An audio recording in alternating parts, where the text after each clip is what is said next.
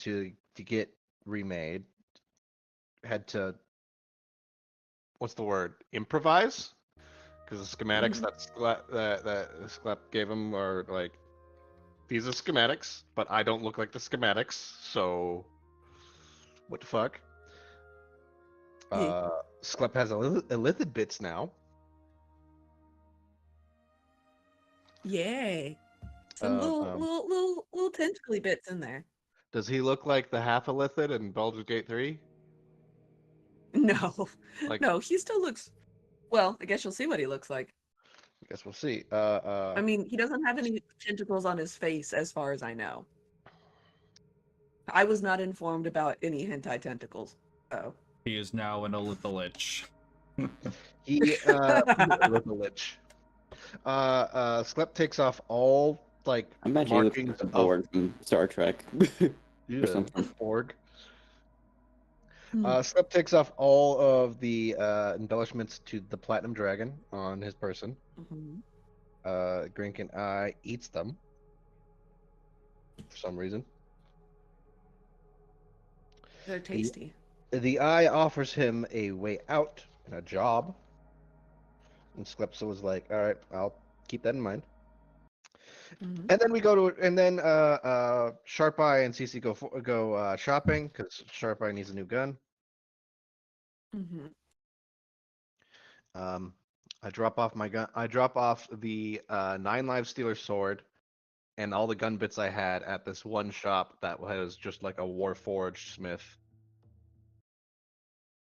Yes. Cece Who is buys a nipple. wearing wearing a nipple apron, which got Cece to buy a nipple apron and assless chaps. Yep, ass full chaps. Yes, assful chaps. I think that's what I wrote down. I got a medium white man duster. I don't think I'm ever going to put it on.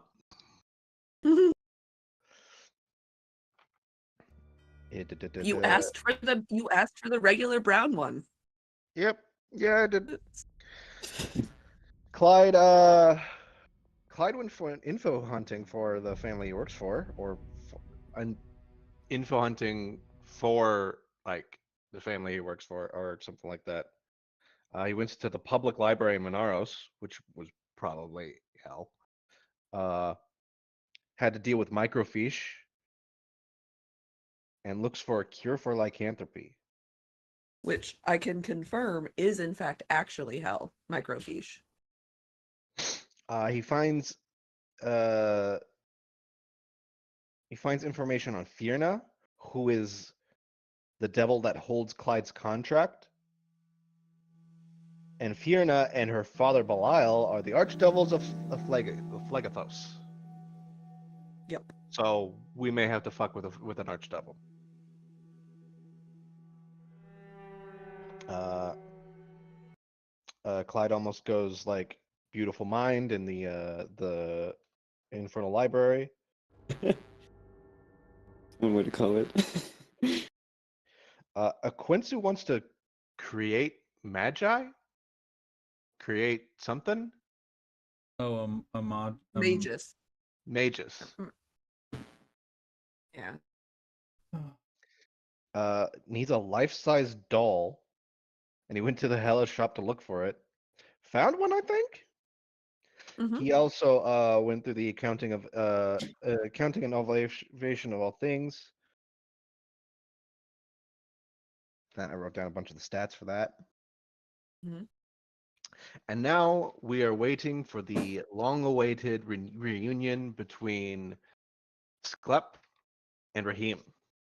Mhm. Mhm. It's all in the Yes. same day. Yes. Though also, uh, I think maybe Brad was the person who picked up on it, but the doll shop that Aquinsu went to, definitely, definitely full of carionettes. 1,000% full of carionettes. Carionets. Interesting. I didn't know they had a name, but Mm-hmm. Oh yeah, they do. What the hell? Good, you made it out of there without getting. Good, you made it out of there. It's good. It's good. They're my favorite monster. Yeah. So I would say that probably brings us towards the end of the first day of downtime, and then the auction that is almost definitely rigged in Elias's favor is the next day. So I'd say it's rolling around to about dinner time. And are we ready to pick up with Asclepius, or we want to start someplace else?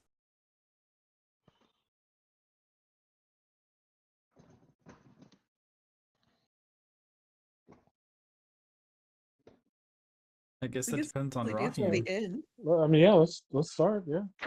Okay. So I believe, and I had taken an amount of cold medicine last week, but I believe that the plan was to meet at at Ninky's place at the Sunken Log. Is that right? Sounds about right. Yeah, I think so. Okay.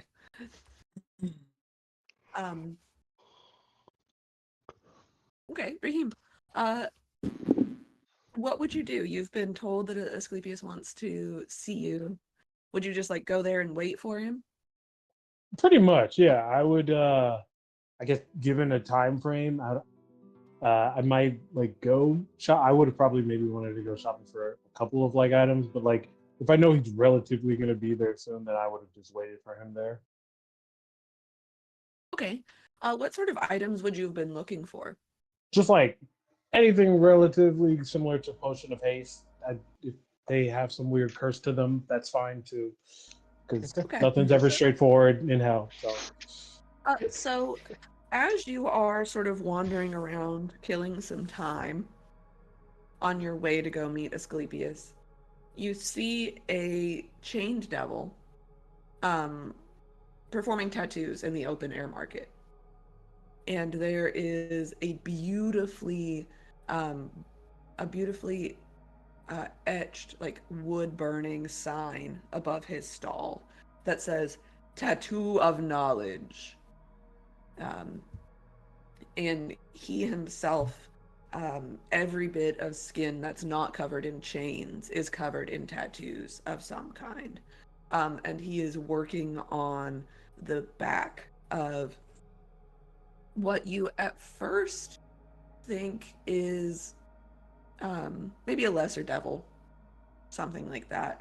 Um, and you come to realize it is a succubus whose wings have been cut off. And he is tattooing this very elaborate tattoo across the scars on her back. And there's an imp standing at the front, and he's sort of barking and keeps the appointment book. He says, "You there, you there. I can't help but notice that your eyes have wandered to my master's work. Would you like to peruse? Huh. Common is very hard. You want to look at his shit? Sure, I'm curious. I mean, also I speak a little Infernal if that would. Oh, yes, that's much better, thank you. As you can see, here are his appointment books. You can see Flash, Healed Work. When you look through the book of Healed Work, it is literally a book of flesh where people who could not stay alive, their flesh has been returned to the tattoo artist and he's mounted it in a book. And they are very complex and elaborate designs of knotwork and runes. And the MP sort of standing over your shoulder, hovering over your shoulder as you look. And he's like, "Oh yes, as you can see here, this one, and this one, and this one, these are all divination tattoos. But my master is very skilled at many different schools of magical tattoos. Might you be in the market for something of this ilk?" You got my attention. what all can, I mean, you said divination, but he can do anything. What is the limit to what he can do?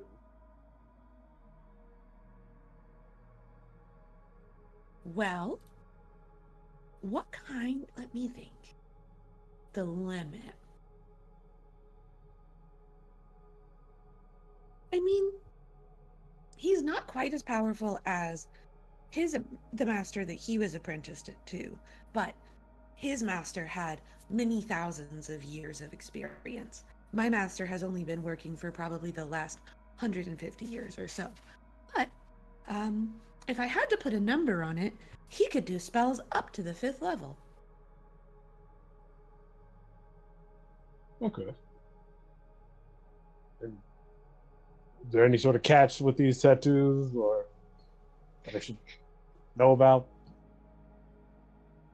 Oh, well, I mean, Cursed as the hell. universe is about the universe is about balance, isn't it?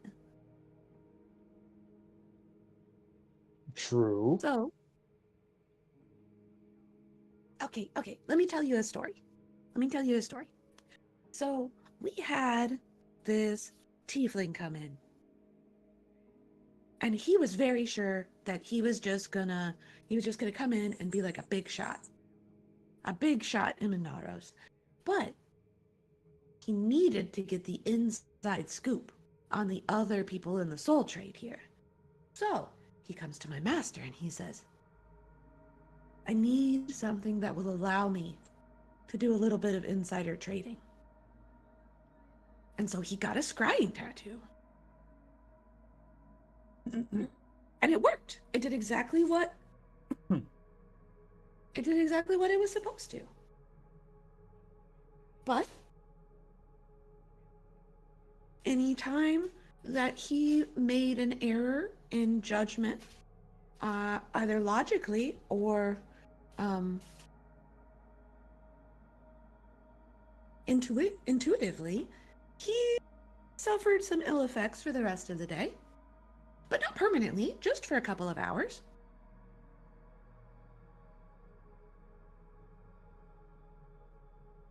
Out of curiosity, what were those ill effects? If you fail an intelligence or wisdom ability check, you have disadvantage on all of the intelligence or wisdom ability checks until you finish a long rest.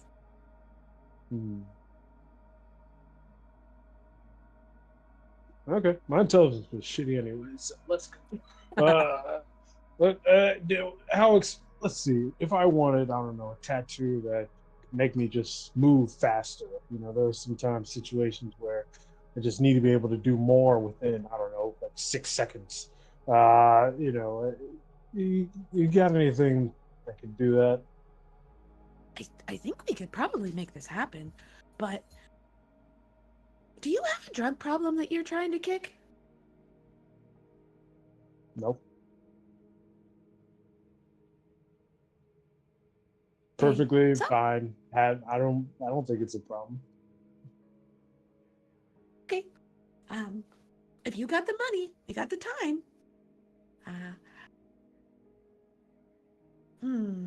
Okay.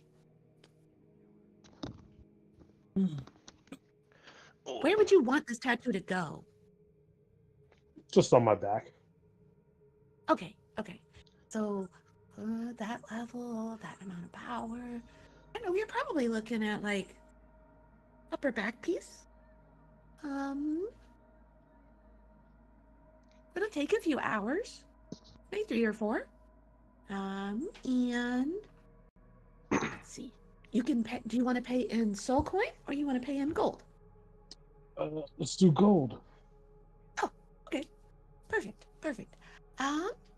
Well, his rate is 150 an hour, and then 600 gold. Sounds good to me. Now hand him 600 gold. Okay, wonderful. It looks like Bathsheba is just about finished up. And you watch as the Chain Devil seals the tattoo he's done on the back of this wingless succubus, and fire roils around the open wound and almost sears the magic into her flesh. And she stands up and sort of adjusts her admittedly minimal clothing. And she says, well, I appreciate your artistry. Thank you so much, Sebastian. Let's see if it works. And she takes 2 steps out of the pavilion and activates the fly spell that he's tattooed into her back.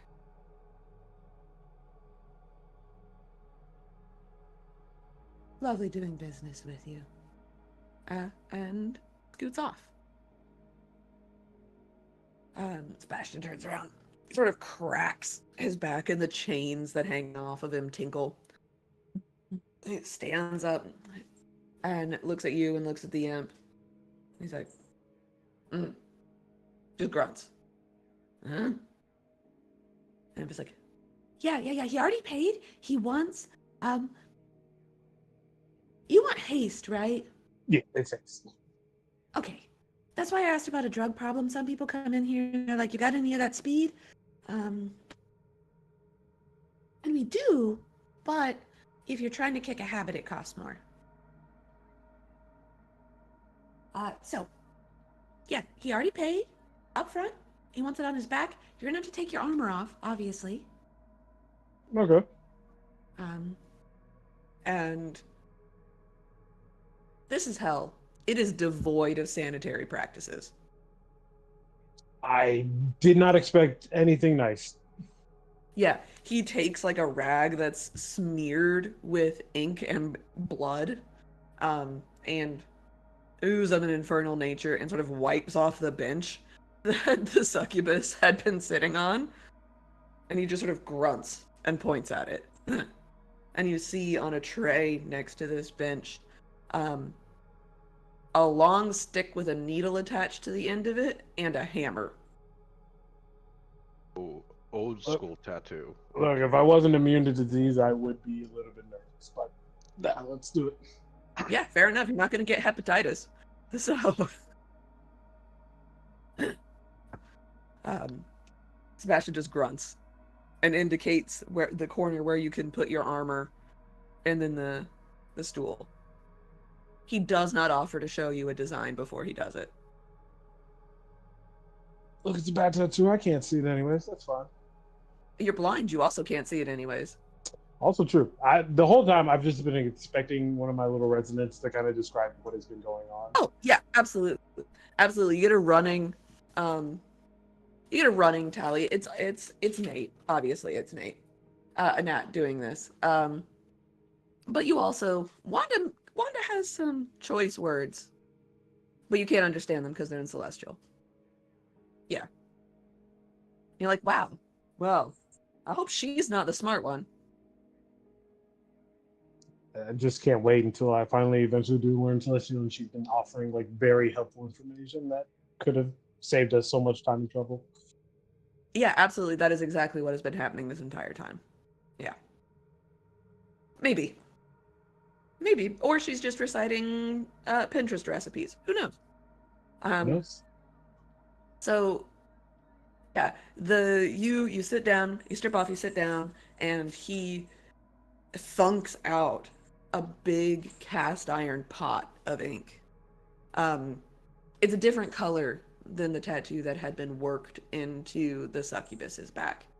The tattoo in her back had been done in like deep reddy purples, so that it almost looked like you could see the play of muscle underneath her red tinged skin. And he looks at you and pulls out a pot of what at first appears to be black ink. But then when the watery sunlight hits it, you can see a shimmer of blue and green on the surface, almost like a beetle's wing.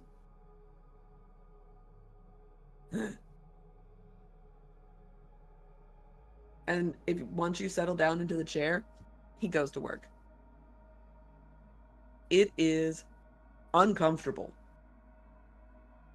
I imagine. Yeah, it is uncomfortable. I would like you to make me a con save.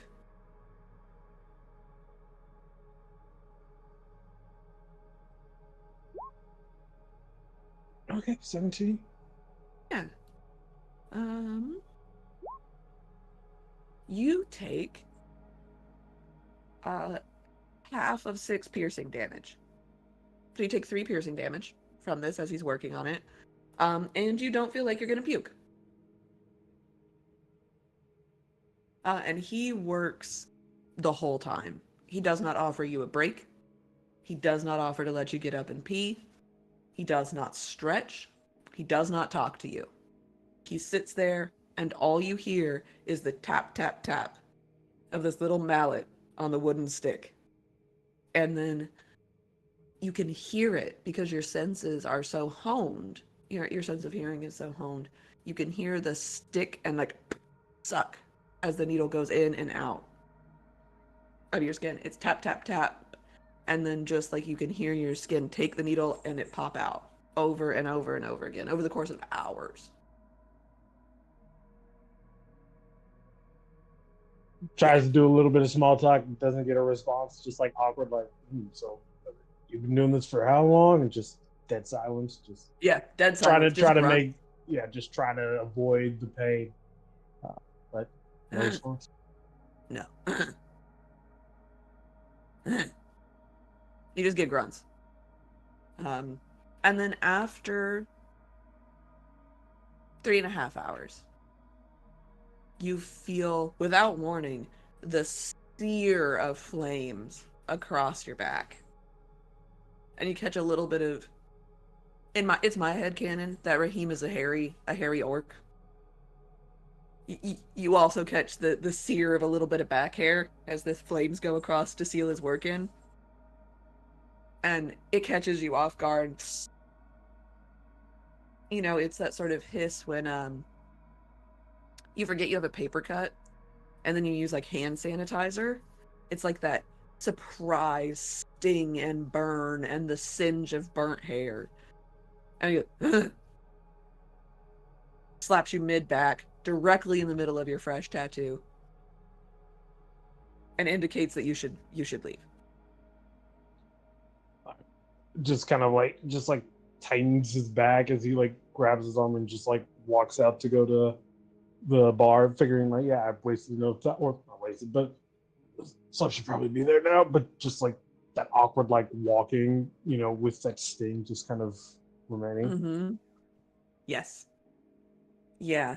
But you can feel that the spell has sunk in. And the little imp, as you're leaving, he's like, tell your friends. Sure thing.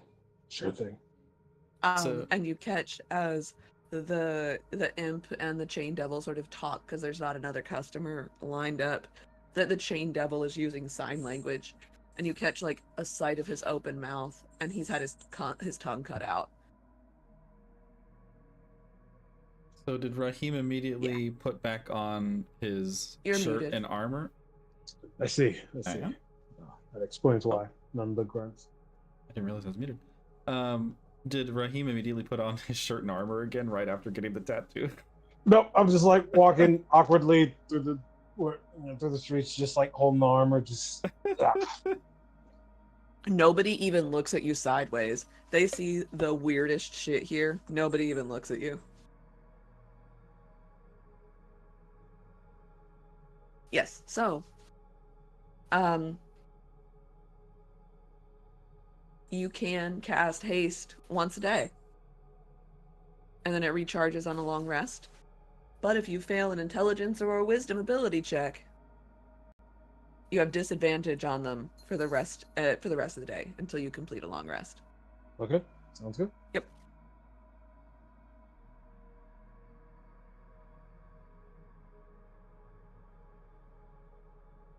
You also get another corruption point. There it is. Whap, whap.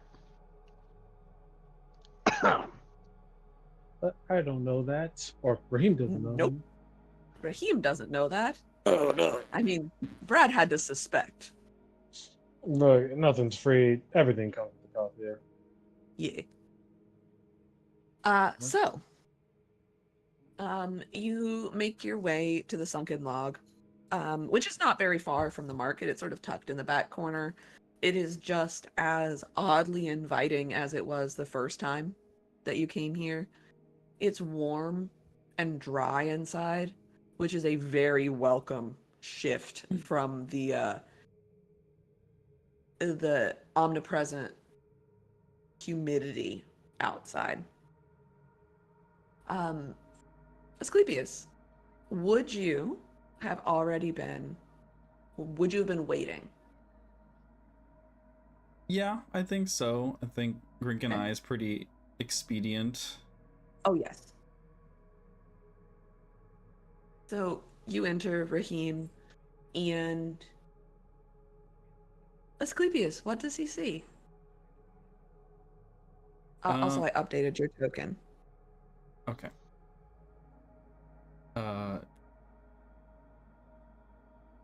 When you walk into the sinking log, how many other people are here, by the way? It's not.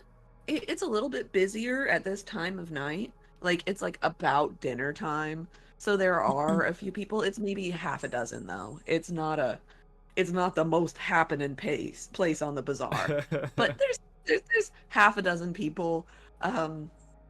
There is in the corner, hood up, um, a familiar female tiefling character, head down, deeply concentrating on the bottom of her mug.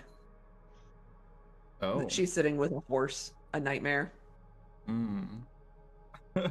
And that's really the only thing that stands out in this place is that there is a nightmare drinking beer with a tiefling. Yeah. Which would stick out. But otherwise, very low key. Big roaring fireplace. Yeah, it's not difficult for Rahim to recognize when you walk in at the bar, sitting kind of slumped over with the elbow on the bar. The hood's up. He has his like appendages covered with his typical cloak and robes that he wears. They are the same cloak and robes as before, just different.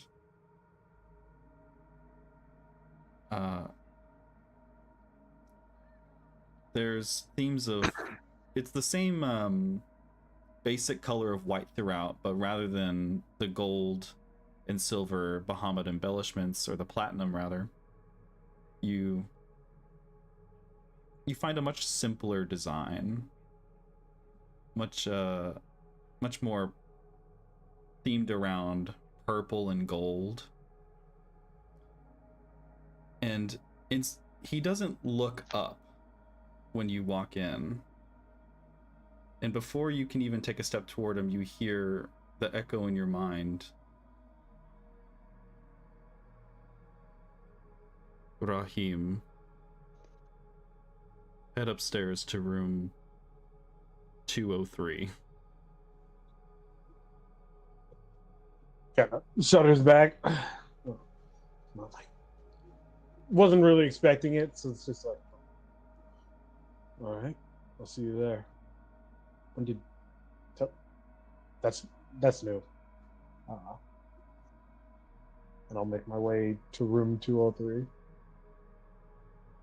And shortly in tow, you find Sklep kind of floating up the stairs, hovering. And the first thing you see is his face, and then the rest of his body. You can look at out of game chat. You see the familiar faceplate that he had before, but rather than the deep impressions that he had where the eyes would be, they are now black holes cut out of the mask, and behind it two luminescent purple eyes. And just beyond the metal mask, you see like muscle tissue. Purple strands of membranous tissue. completely covering the machinery that you had seen before, the metal, the pipes, the rods, all of it is covered in a full body of purple flesh.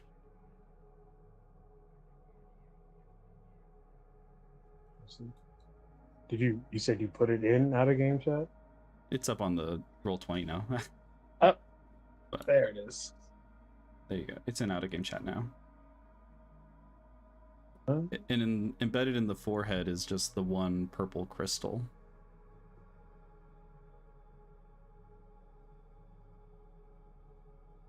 Oh, that's disturbing. And he hovers over, and out of the sleeve rises telekinetically a key as it goes into the lock and twists, and he opens it and gestures for you to enter. He'll walk in,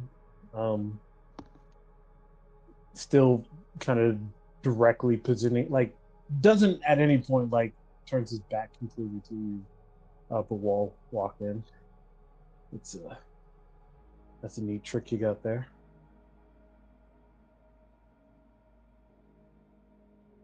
He'll hover in and shut the door.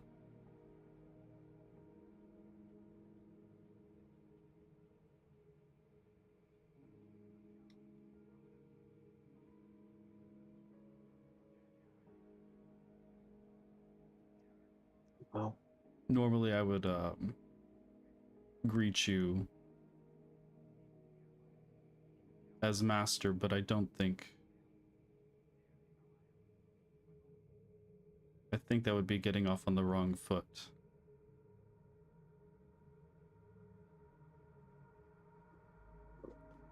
How have you been?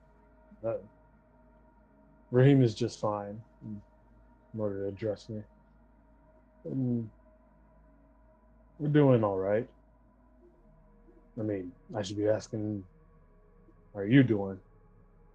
Clearly, from what I've sensed, and what is echoing in my head, just you're very different.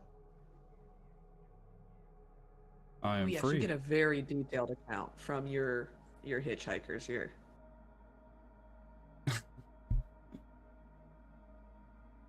Yeah. He'll You said free? Is that what? I guess. What do you mean free?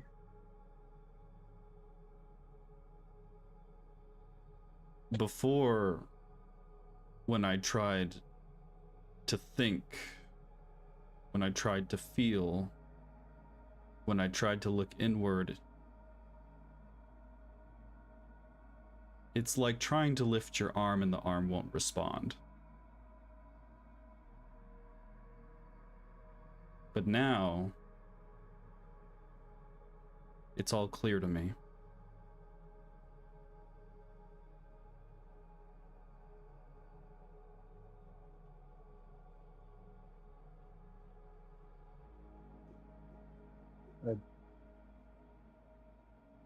I think I understand, maybe not completely, but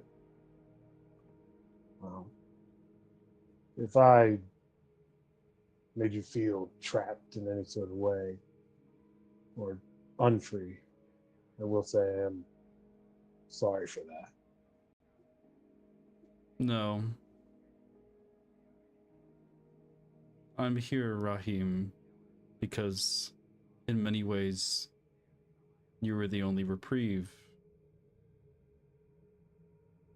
to my imprisonment.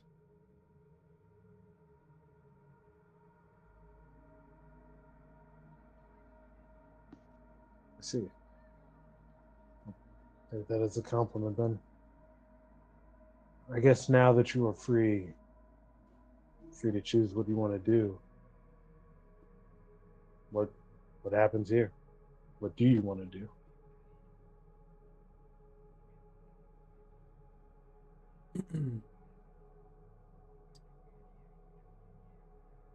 He sits on the bed and kind of puts his hands together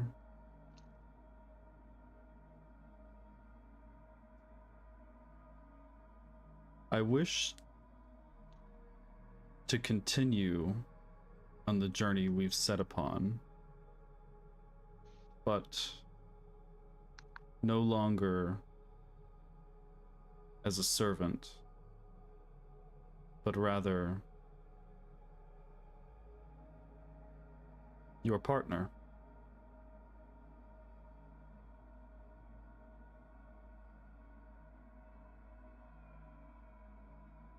That's it.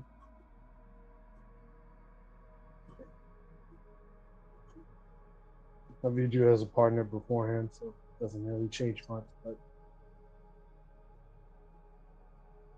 I appreciate you continuing to stick this out with me, helping me see this through.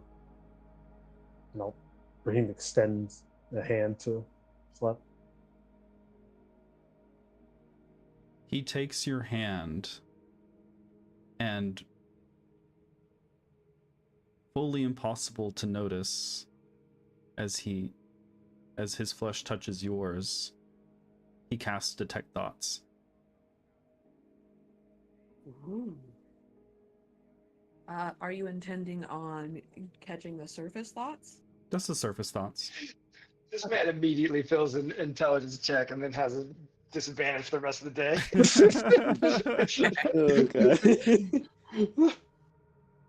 Okay. What surface thoughts are you having right now? Besides his back stings a little bit. You get a bit of like hesitancy, like a bit of like I want to fully trust, but like I don't know what all this entails. I understand that you said you're free now, so you want to help continue, but there's like that bit of like he's still like on guard of like I don't know all that this new change has brought, and so it's just like I think beforehand, if you were to read his thoughts, he wouldn't think twice about anything Slep said. But now I think it's like there's just that bit of hesitancy to like completely believe everything you say. Also, his hands are clammy. That's it. It's like, oh, fleshy. I know, like I have like weird tentacle hands, but they're not. Tentacle meets tentacle. So there is though like an overall like glad that you are back, but yeah, just there's that lingering doubt and hesitancy.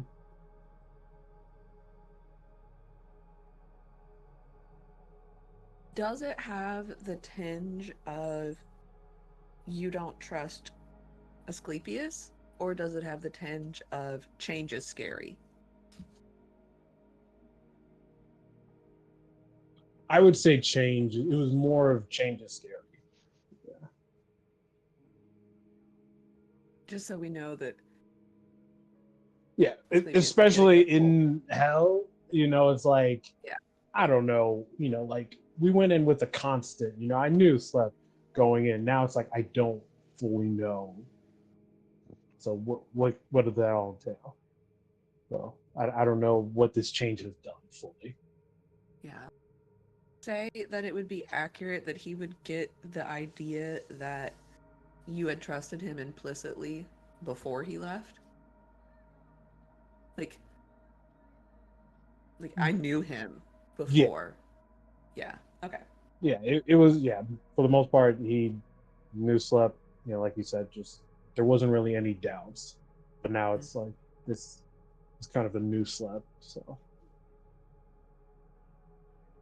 Yeah, he'll do just in that moment Detect Thoughts, and he'll clasp your hand. He says,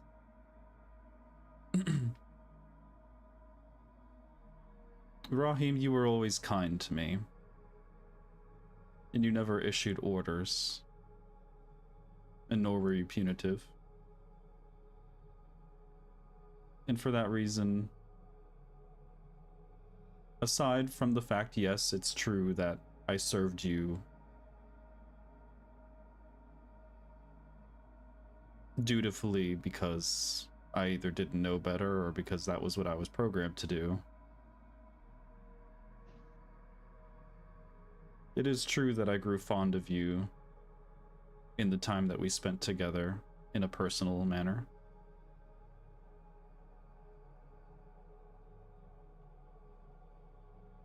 And with this change I've undergone, that hasn't diminished, and in fact, I think I understand it further than I did before.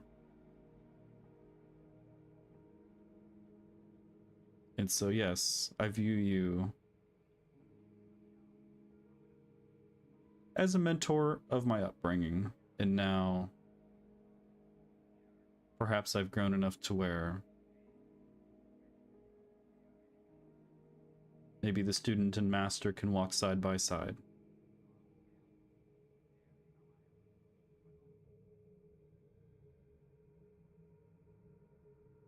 I see. Well, I don't mind walking as equals from here on out. What of the rest of the party? I've been gone for a while. I will explain everything that we went through, Cast into exposition. yeah, I cast exposition. And what he's meaning implicitly in this is, what should Sklep expect when he faces off with them once again? You see what he looks like, you hear what he sounds like. How are they going to respond?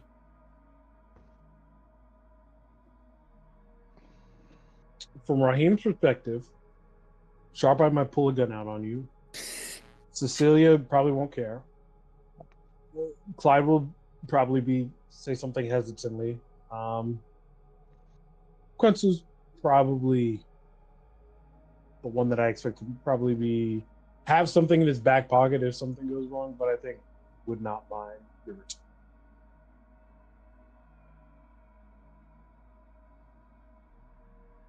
Have you learned anything about your daughter? And working with Mr. Wands, he agreed to help point me in the right direction, but we're waiting for the whole, transfer of power. I don't know, some bureaucratic, stuff. So I'll know a little bit more, and I don't know what day this is in terms of how. I think we had like a couple of days to wait. I don't know if like this is this, the Evening first day. before. Okay. Yeah. This will be resolved the next day. Okay. Then yeah, let's find that.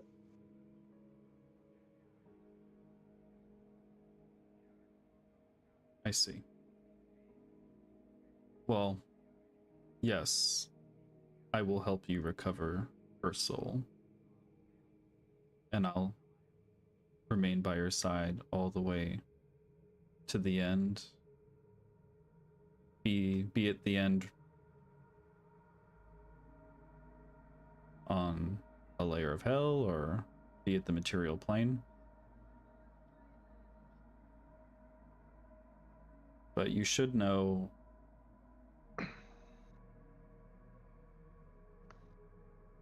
I am still Sklep, and I am fond of you.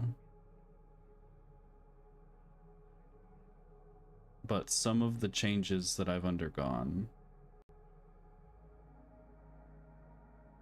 they do run deep.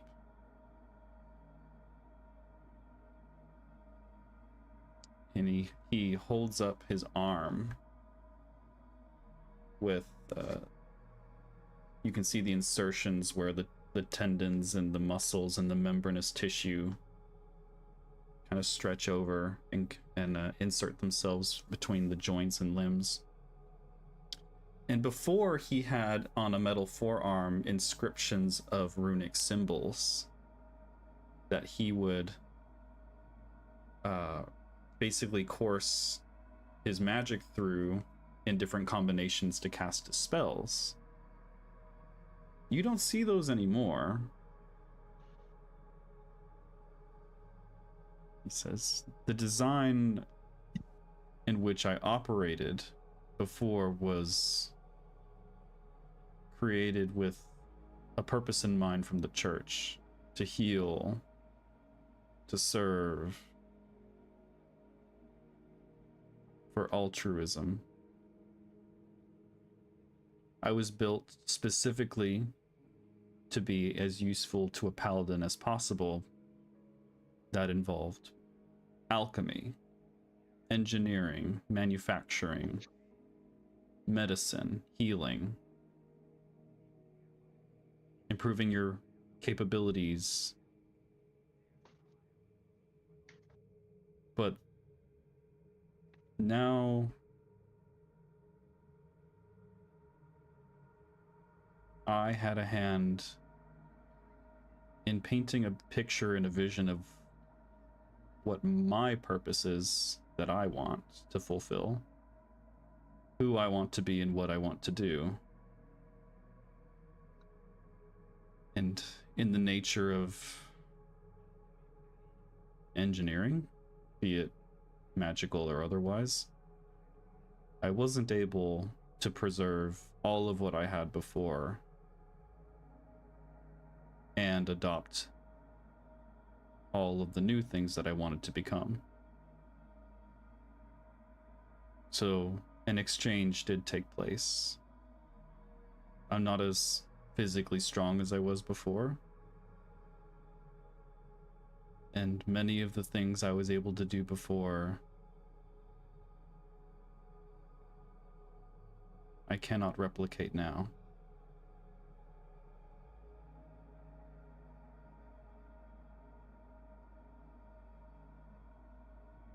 It's a lot of words to tell us you changed class. Yeah, I was like, they changed class. Across the table, yes. Spooky.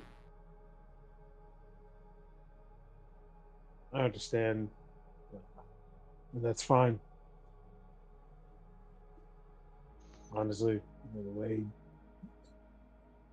way things are in hell, just nice to have whatever help we can get. So I think it's fine. What I'm also saying, Raheem, is you have gone on your own path and you've been figuring out what that is, and you've strayed from the path of paladinhood and your oath. And I was in a position before to cover for your duties while you did so, but I'm no longer capable of doing that. And you don't have to return to what you were before, but for your sake and everyone else's, I think the day may come where we need your paladinhood.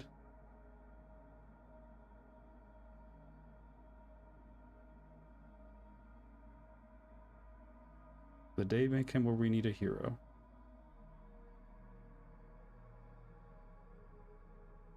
So if the time comes, we hope that you can answer the call when someone is in need of a holy man.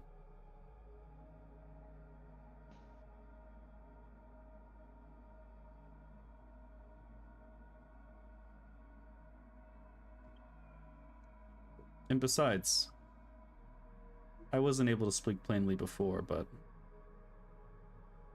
I partially think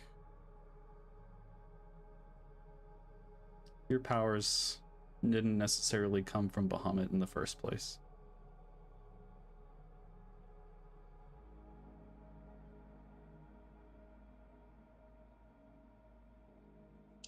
Raheem is a bit taken aback by that, and is pretty speechless. Even if you're detecting thoughts, it's just kind of replaying those last few words that you just said and just really pondering on them. Being a hero, just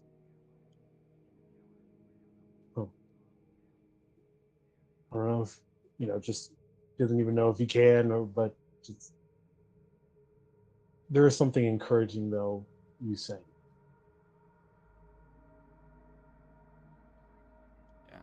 You feel, as you reflect on that, his eye contact with you is unsettlingly subtle yet intense.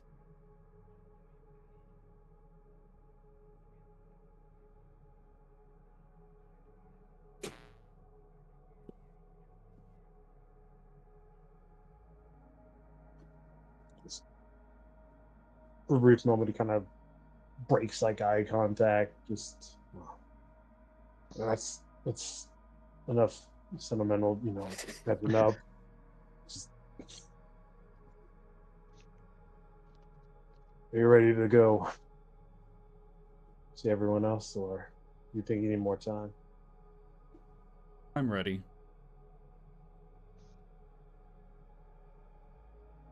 I will face them as I am.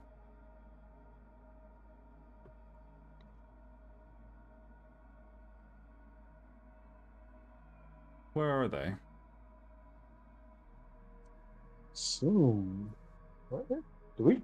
Where is I'm assuming we're all supposed to meet back up, or I don't know if we discussed if we were meeting here or. I figured we'd have something planned out. Sorry, your DM is swallowing a cracker. I would assume that because it's the same day that you like sort of finished up with Barbula.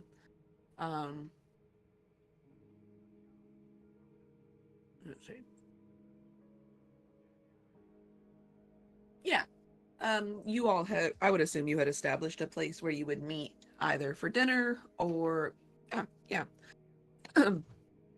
Would you all have met for dinner somewhere on this plane, or would you retire to one of the magnificent mansions for dinner? Because you have tried one of the elegant steakhouses in Minaros, but Elias's soon-to-be fantastic secretary, Rebecca, is excellent at getting reservations. And she mentioned something about a if you're interested.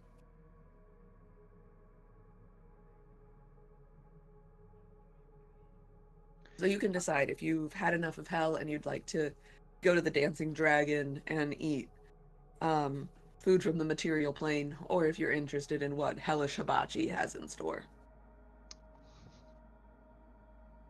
From the moment that Ikwensu started reading, he actually has not left the Dancing Dragon. So that's where he's Okay. been this whole time. And will So likely be the up until door the is point where they absolutely have to leave. okay. And presumably you could have made it so that it lasted a couple of days if you knew, Right. since you knew that it was going to take a couple of days. I can use a sort of extending spell thing to make it Yes. stick around for exceedingly long. Yes. So you could, let's say that Equinsu was like, you know what? He just picked like a closet in Barbula's former office, soon to be Elias's office, and made the door to the supply closet into a door to the Dancing Dragon. Mhm. And you could meet up back there if you so choose. Elias, of course, could have a magnificent dinner all by himself if he would prefer. Of course. I think he would probably prefer. He's had enough of these goons. Yes. Yeah. Dresses for dinner. It is a formal affair. 7 courses. Complete array of silverware. Crystal goblets. Imported from Waterdeep. Everything does kind of taste like swamp, but that's just this layer of hell for you. The wine's quite good. It's a beautiful Burgundy. Mm. Mm-hmm.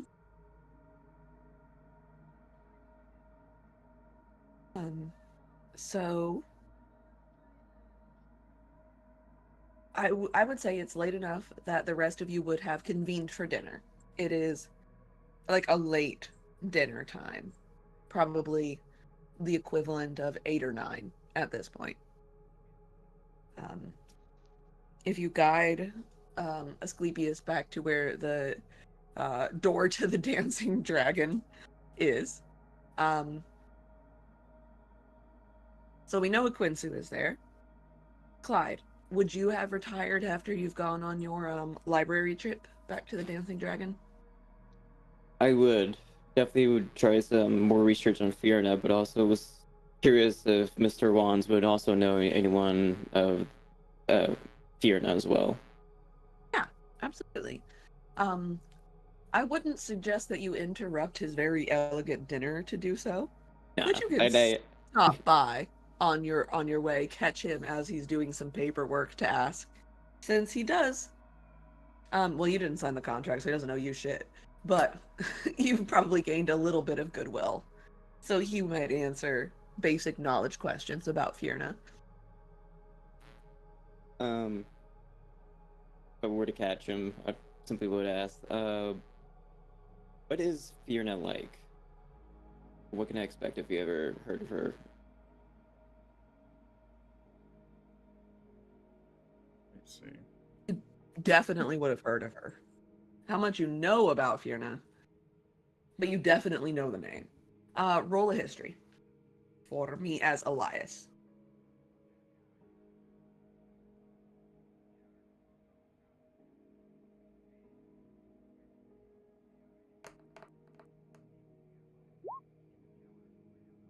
$16.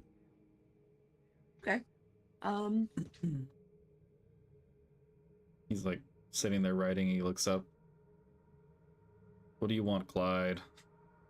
Have you heard of the archdevil named Fiona? I've heard of her. What can You you tell certainly me about her? have. I sent you a little blurb about Fiona, a basic biography.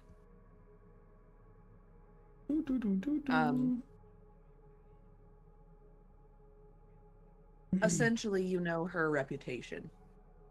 She is hot and bold, and she's kind of a nepo baby. Why do you want to know about Fiona? Well, it's possible that she might hold a contract for me, or she might have a cure for my curse at the moment. Would you rather be prepared before come face to face with her? If you can prepare for such an encounter,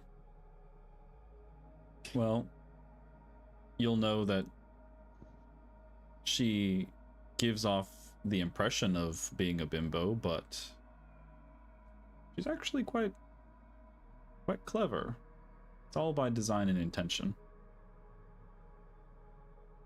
Her daddy's Belial, so just know if you cross her, you might also cross daddy.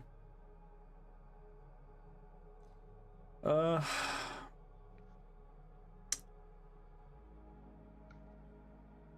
suppose her one weakness is that she feels some kind of way about her dad. Daddy's girl. There's some similarities between archdevils and humans. I guess, you know, is she a bimbo or is she an Aphrodite? Is she both? Depends on who you ask. You know that she is ruthless in any kind of bartering or negotiation. She has a plus 25 to persuasion. Oh God! I wouldn't get into a contract with her. Plus 25. She's make you do whatever you want. Mm-hmm. Damn. And say thank you, because one of the first line of her biography is her strength is her beauty. Damn. Oh dear. She must be Okay. so hot. So hot. I'm She's in so trouble. It's just hot. like, what the fuck? When I Googled her, she gave me like the kind of incest vibes a little bit. Mm. Say it. I would make the comparison between Ivanka and Donald, except I think that's an insult to Belial and Fiona. Mm. Well, you But I would see, say the vibes are similar. The personalities are better. let me put it this way, Clyde. If your wise and intelligent friend, I'll add, Ikwensu got tripped up by a hot devil on the second layer, you don't want to see what this one's capable of. Oh dear, that bad. Oh.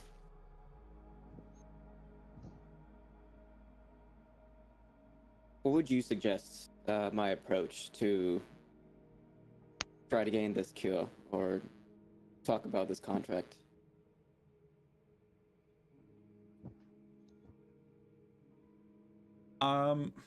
I suppose, I mean, I'm not the best person to ask, but she is quite beholden to her father, and for all of her talent and wit, maybe if you were to strike a deal with her father, maybe that would be easier for you than striking a deal with her directly. Because if the father makes a deal and is to uphold it, or at least to influence on your behalf, she may be in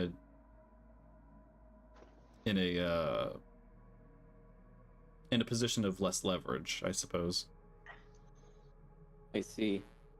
So, bend the name towards more her father than her. I mean, the father can't get you the soul because it doesn't belong to him. But No. if you can use him, if you can get him to side with you against her, which I doubt can happen. Doubt can happen. But if you're asking me on a Tuesday evening, a 5-second gimme on how to trick her, the only weakness she has is her father. I see.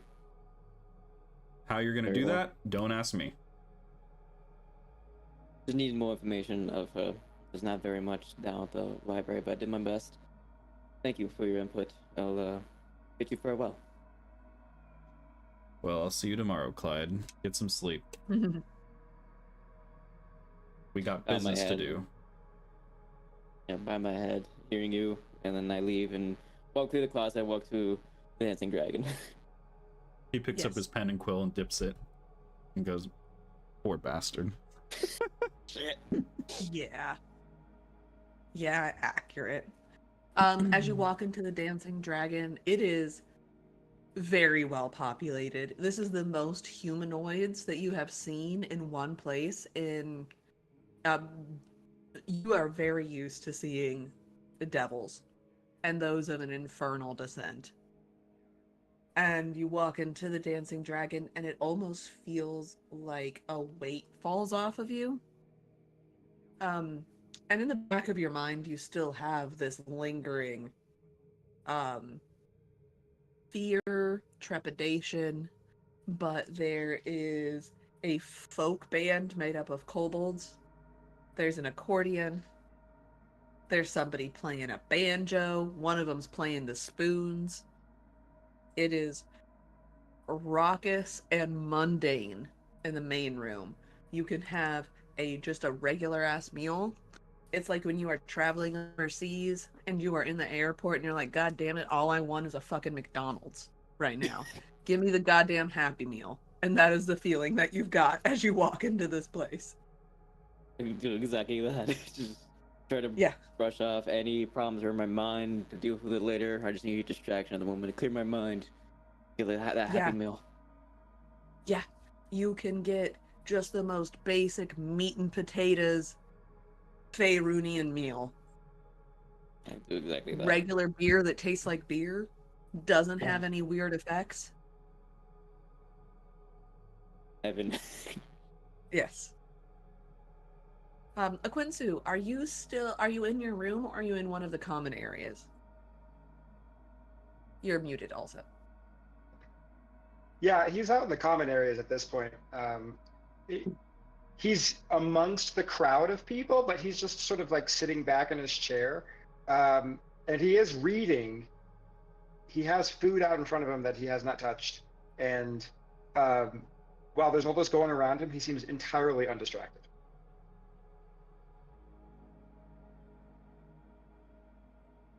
Yeah, you. Equinsu has a singular focus.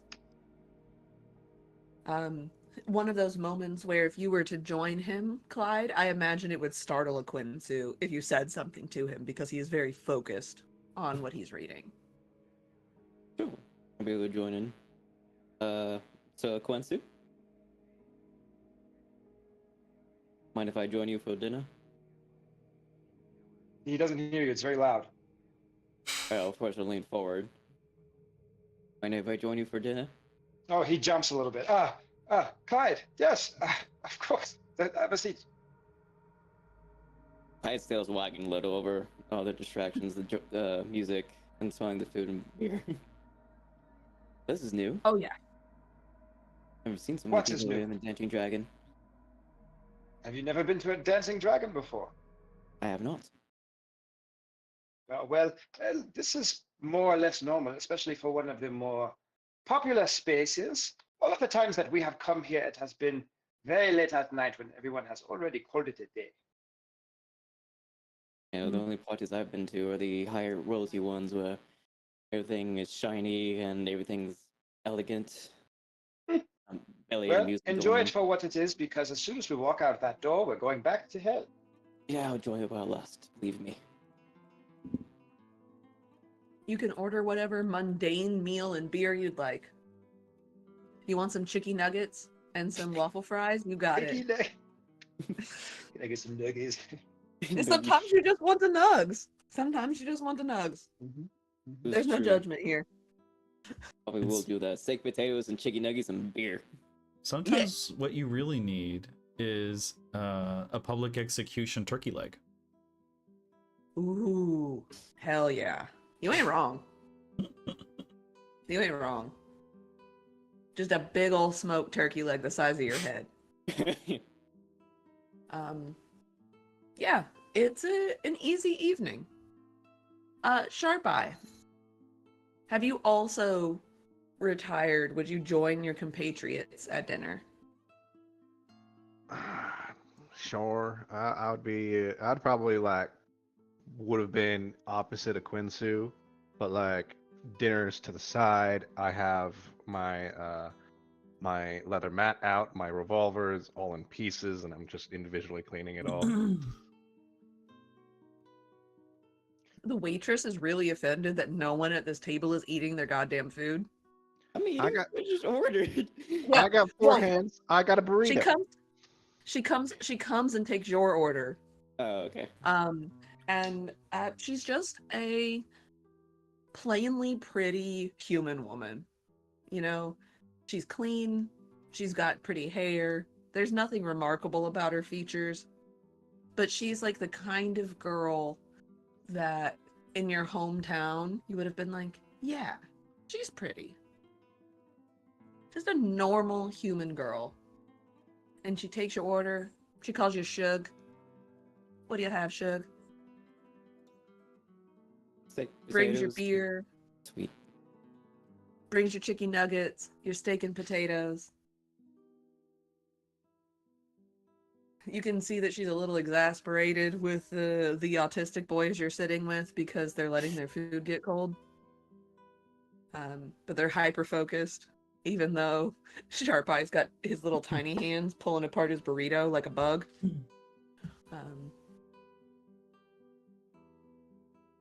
And this is the scene that Raheem and Asclepius walk into.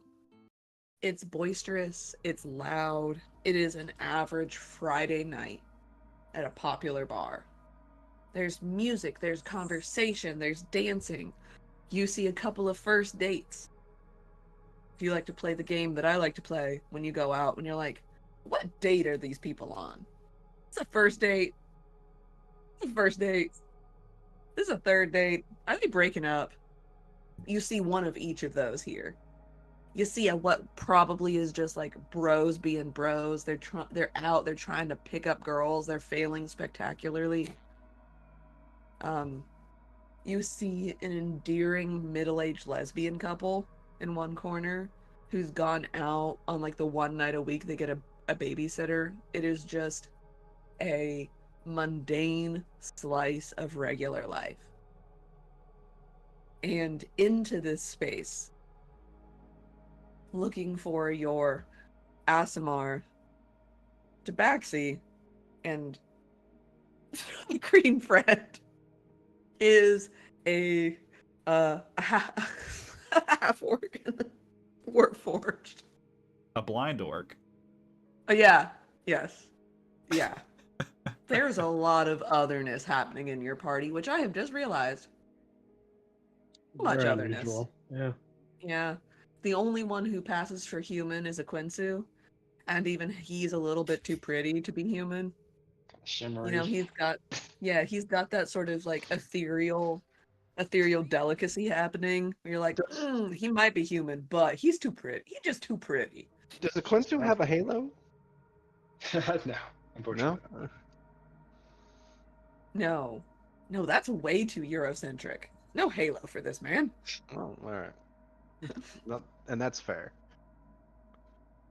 And Raheem, Asclepius, you see your friends, or whatever Asclepius considers the rest of the party.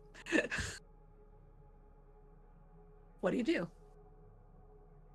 The moment each of them looks at Asclepius, he casts detect thoughts on each of them, naked, invisible to the eye. Okay. Just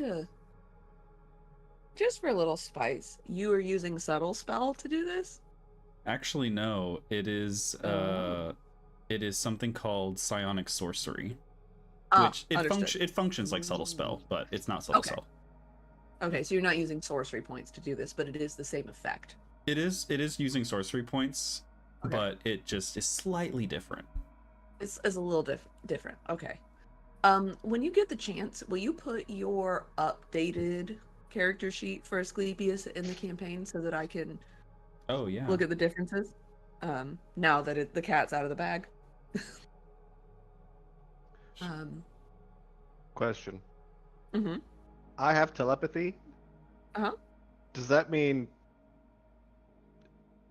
do I just get like a Discord notification in my head? Bink. I think that it would make you two communicating telepathically very easy. Like it would be like syncing Bluetooth between I'm about to say the nerdiest shit ever, but between things that operate on the same operating system. All right.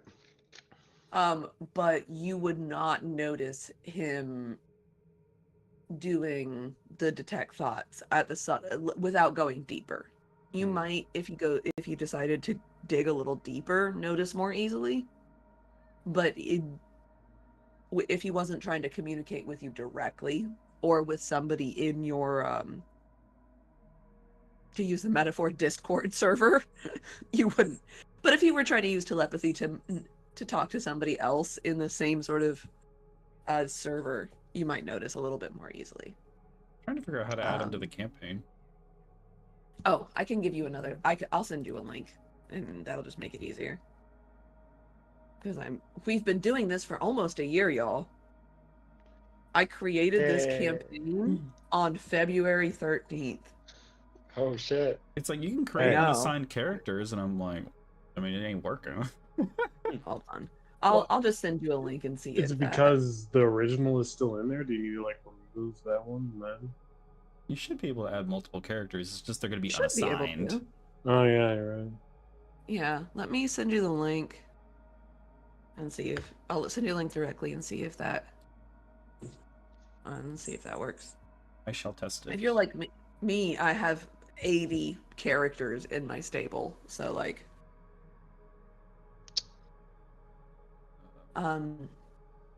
If you need to remove original Asclepius and see if that helps, go for it. No, I think it's working. Okay, great. Raheem, do you feel a sense of like trepidation as you bring the new and improved schlep? I if anything, I would say he feels like, all right, like I'm already preparing a reaction to when like Sharp Eye pulls the gun on him. That's kind of like the first thing he's kind of thinking. He like maybe tries to like, hey, I've been noticing you've been floating around everywhere. Maybe you want to just like ease into that, but like I don't know, walking, just and then go from there. But I think his first immediate thing is like, all right, is Sharp Eye going to pull a gun? If he is, I need a reaction like block that or something.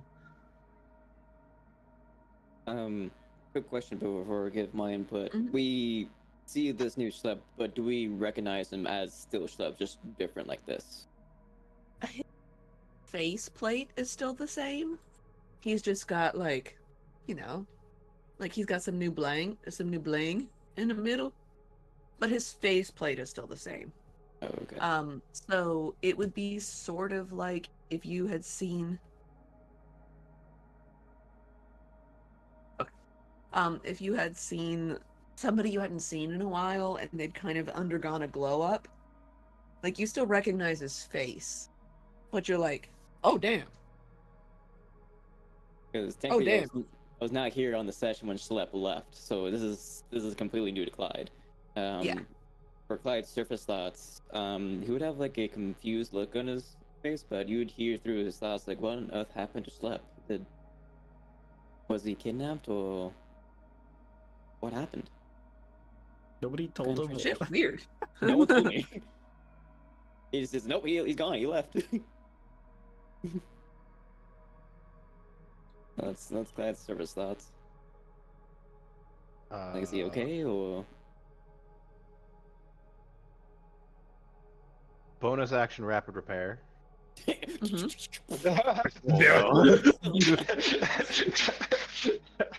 Oh my god. I just hear the gun immediately. Cap rack. Gun is now together, fully loaded.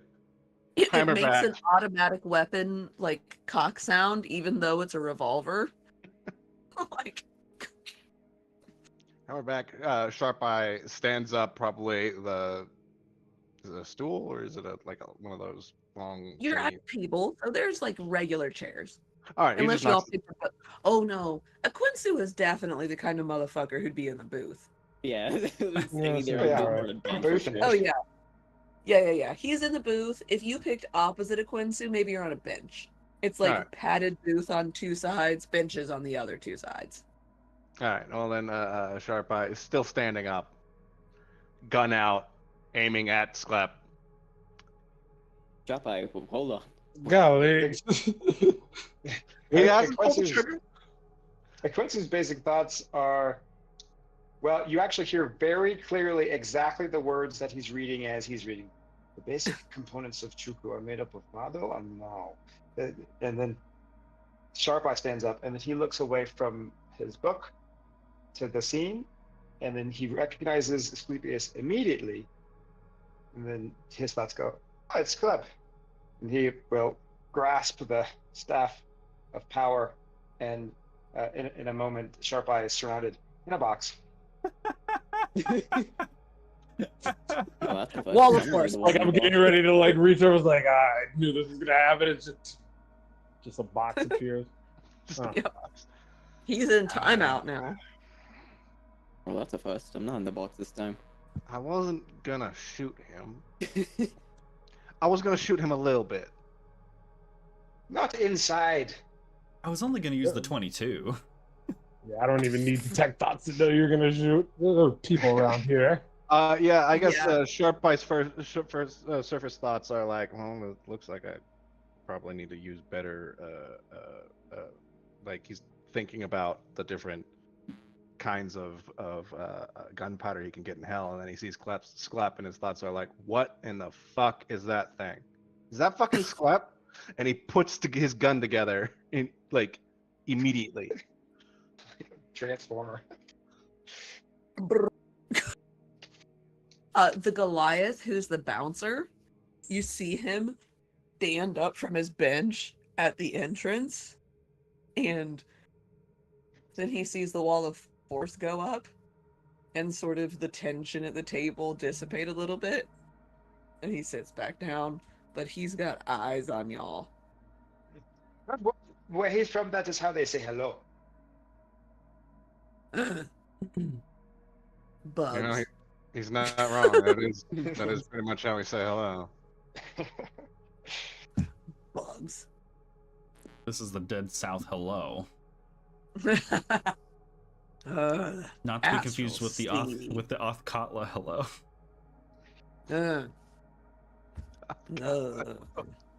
Yeah, Katla, hello. They just hit you with silvery barbs.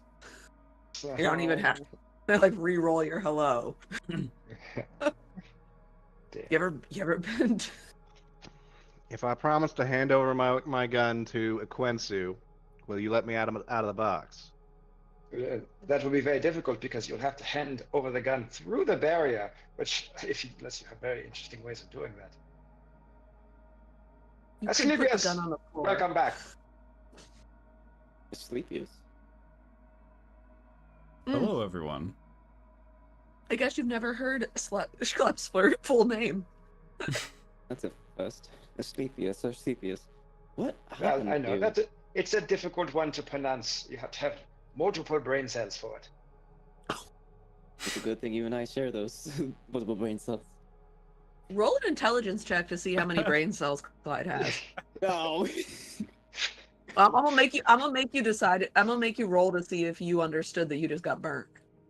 Oh, no. Does he say that out loud? I feel like I have to roll too. Like, wait a minute. Oh. Yeah. Oh, no. Absolutely. Yeah. Roll to see if you understand that a bird has just happened. Yeah, 21. Yeah, it's good. Oh, Yeah. disadvantage You the rest of the day. you are like, you just take it for face value. You're like, I know that is a difficult word. Yep, that's what. Yep, like, yeah, he's right. Also, you have disadvantage on intelligence Yep. ability checks for the rest of the night. Yep, that seems about right. Just went over his head. He's like, should I be insulted? No, this is right. Yeah, it's hard. It's a hard idea. It's a difficult concept. Clyde, you realize that you have been insulted. I give it Quincy like a stink eye, like, really? Really? He just winks at him. So, Sir Asclepius, what on earth happened to you? All I heard was that you left the party, but I didn't know you were going for full transformation. I went to go perfect my model. I can see that. Asclepius Mark V was debilitating. So, are you still Asclepius, or should we call you something else? You can still call me Sklep. Sklep? Just Sklep it is. What to say? The few words I shared with you, I would say I felt a little guilty if I knew push you away from the party. It's not what I wanted. But I'd say I'm happy to see you. Welcome back. As I am you. Thank goodness. He drops the wall of force. Ever since you have been gone, I have been the only voice of reason. Wrangling these cats has been so difficult. Herding cats. Look,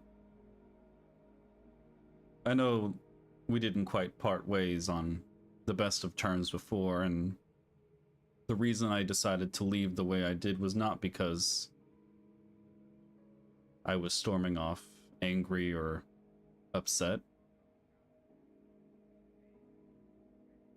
I did it because in that moment I understood that what I was doing was too much of a burden for you. Well, give them perhaps some credit. Actually, I'm curious, Rahim.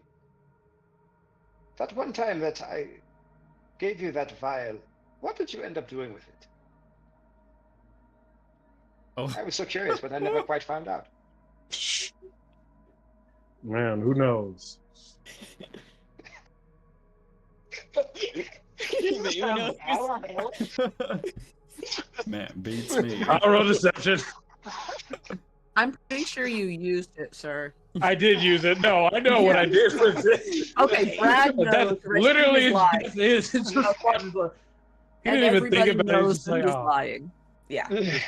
who knows what happened to that? He turns Even he used a it. little surprised at Rahim and then gives it a second thought and goes, actually not that surprising. Like, this dumb motherfucker. Wanted to see what all the hype was about. How people end up addicted to meth. My friends are doing it. I should try it too. In a place like hell, empathy is hard to come by. I have the understanding that people have tried. And he looks at Rahim and then looks at Ekwensu. Rahim's decision, but I can't help but wonder if somebody instigated it. Instigation? Of course not.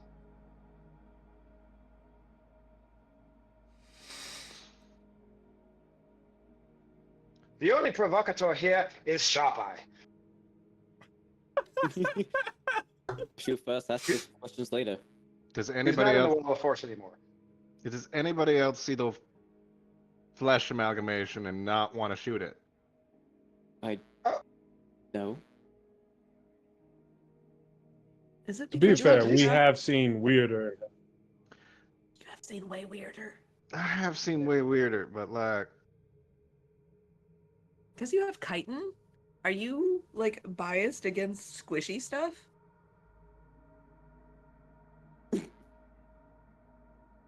I don't think so. Roll for bias. No. Roll for bias. For bigotry. I mean, But I did call you all endos earlier. True. Campaign. It's Yeah, fair true. Fucking endos. all right, but that actually is a decent question. Would it be worthwhile explaining exactly what took place? 1 second we were in a hole, finding a different hole, and next second you were gone. Yeah. He'll casually walk across the bar and take a seat at the booth. Ekwensu, I think he looks at the rest of the party members. Kind of like this, looking at Sharp Eye, but he goes, Ekwensu, I think you would understand. The issue I was having was that, yes, I am a functioning living being with a robotic vessel, but the robotic vessel lacks many components that a biological body has. The nervous system, response to stimuli, things of these natures. I somehow needed to bridge the gap between the robotic vessel to meet the same level of engineering, we'll call it, as a human body, but nay that, I asked the question, is it possible to go beyond the human body?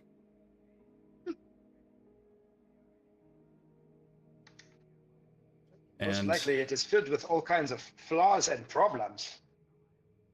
most certainly.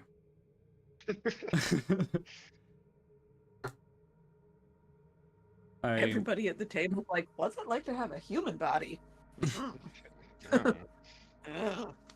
I went back and Pink talked to fleshy thing. I went back and talked to Cortiso. The brain. Yeah.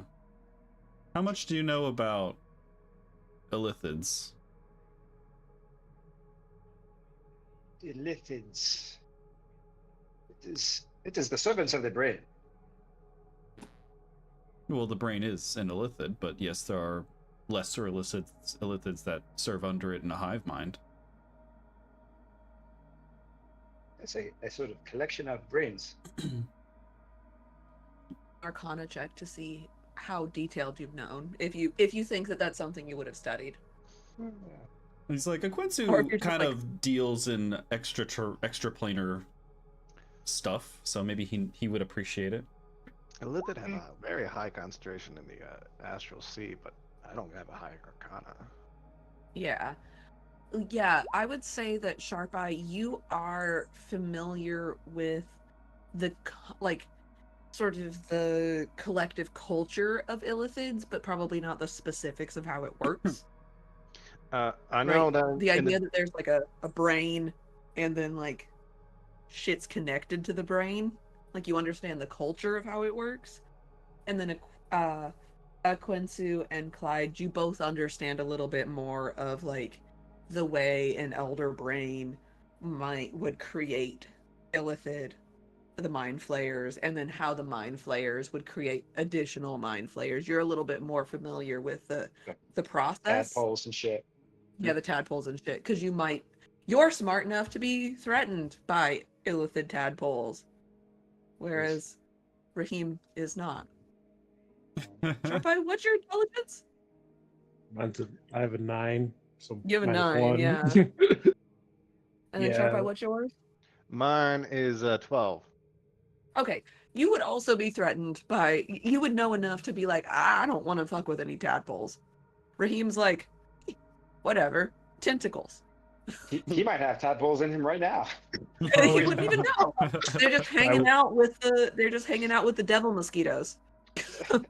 Oh They're god, it's chilling. just like an aquarium swimming inside Raheem. No. Yeah. There's just not And enough they're all- intelligence for them to like grow or latch on, but they just stay Yeah. tadpoles.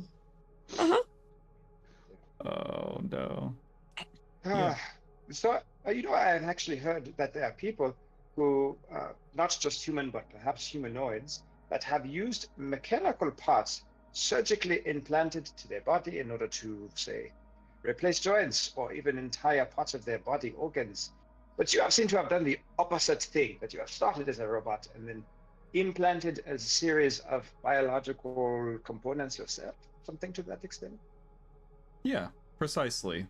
I needed to find a suitable, tissue sample, we'll call it, to implant and grow to fill the gaps between the machine vessel and, we'll call it, my soul. Yeah. And there were many choices. I mean, obviously in hell, I considered, you could strike a bargain with the devil, and perhaps they could augment me with infernal biology, or maybe Grink and I could somehow, he's creating, you saw the pod with the biological mass they're developing. Perhaps he could do something like that for me. But I decided to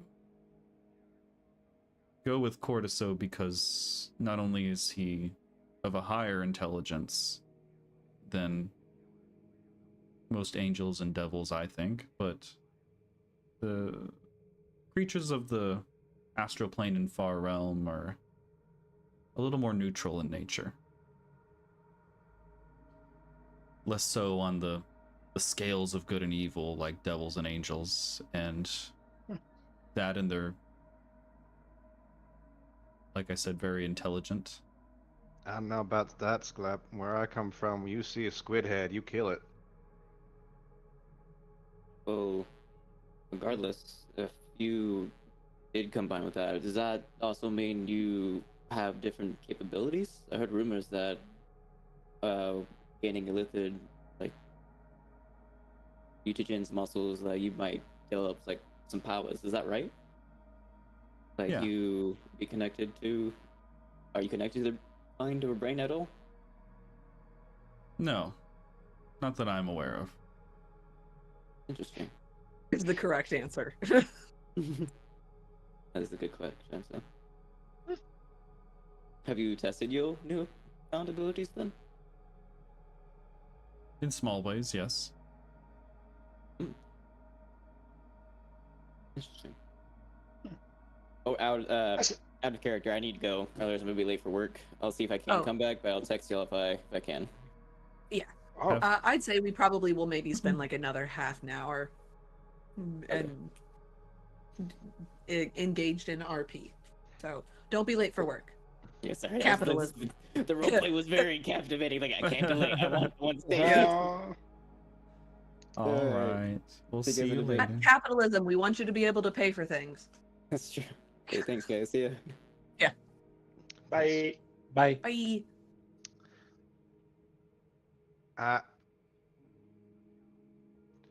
Sklep, I would like to somewhat apologize for how As good as it's going to get. Yeah, for it's a how I- start. Yeah, yeah, that's probably the best. But I didn't think would be the result of you leaving. This isn't the result of what you said to me. And this would have been the result even if I didn't leave.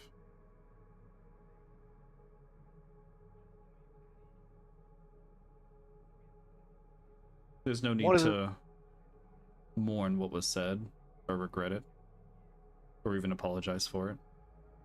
Well, what is it that you can do now? Like, you got new powers, new abilities, and you said you lost a few of your old ones?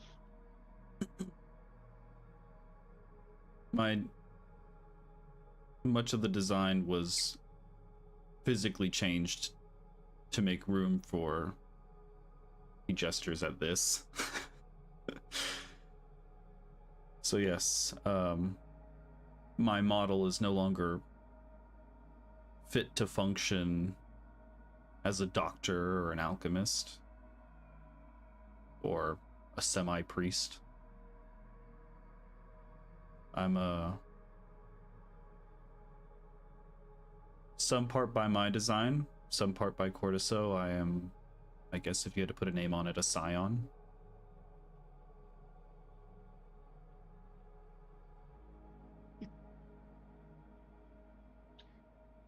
I suppose I'm more curious, less about what you can do. I mean, there are things about you that are clearly curious and worthy of investigation.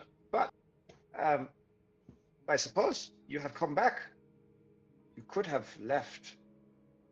There's nothing binding you here. I mean, I suppose you came with Rahim, but assuming that you are no longer bound to his desires, yours.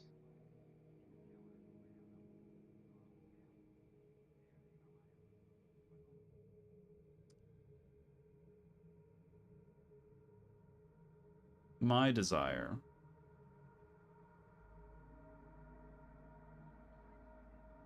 is to make sure my old friend Rahim gets back home safe and sound. Now that sounds awfully human of you. Sounds good.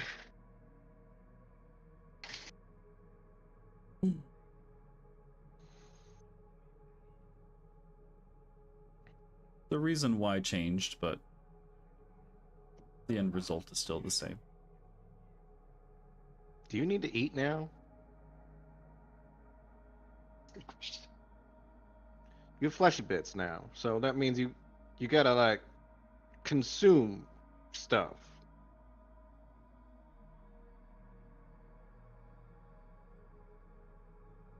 You could consume things if you so choose, but you are not required to consume anything. It's sort of like your main systems are still mechanical in nature, so it's not required of you, but you do now have the biological systems that would allow you to consume food if you so choose. hidden behind the mask is a proboscis. Yeah, just like a big old boba straw. Suck out those smarts. Consume things I can.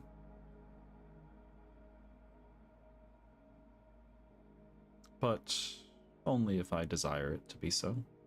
I'm not sure I want to see that. Have you seen yourself eat? No. Doesn't eat in front of a mirror. Actually, don't worry about it.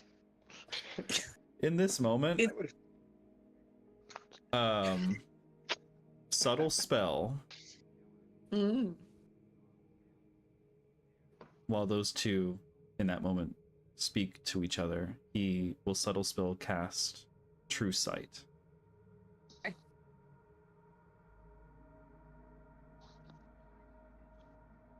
And he will look at each person around the table. He would have looked at Clyde, given Clyde's ran off to work, but he's curious to see what Clyde looks like under True Sight, given his lycanthropy. And he's curious to look at if there's a form behind the bug. So for Clyde, because the other people at the table would have seen Clyde under the dampening effects of one of Ninky's drinks and seen what the tabaxi version of him looks like, and they would have witnessed the transformation from the more canid form into the cat and then back.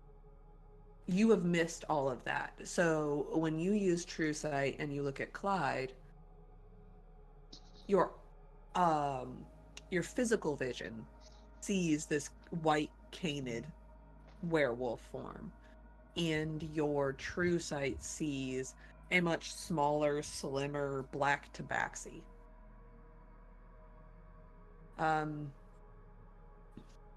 Aquinsu, do you just look like Aquinsu? There's no Yep. amount of glamour or anything there. I would say maybe with True Sight, you see a little bit more of that subtle angelic glow. Under that, like, True the Sight, devils there's a talk- halo. Yeah, yeah. You sort of just get that otherworldly glow that marks him as not just human. And my And cup this is is not the real. thing. I conjured it. The thing that sort of devils pick up on when they call him shiny. It's not necessarily a halo, but it's a sort of internal spark that you can see a little bit glowing inside him. So he's not secretly hiding a head of hair. He's not. No, he bald. He bald. Let's see. He is still very handsome, but bald.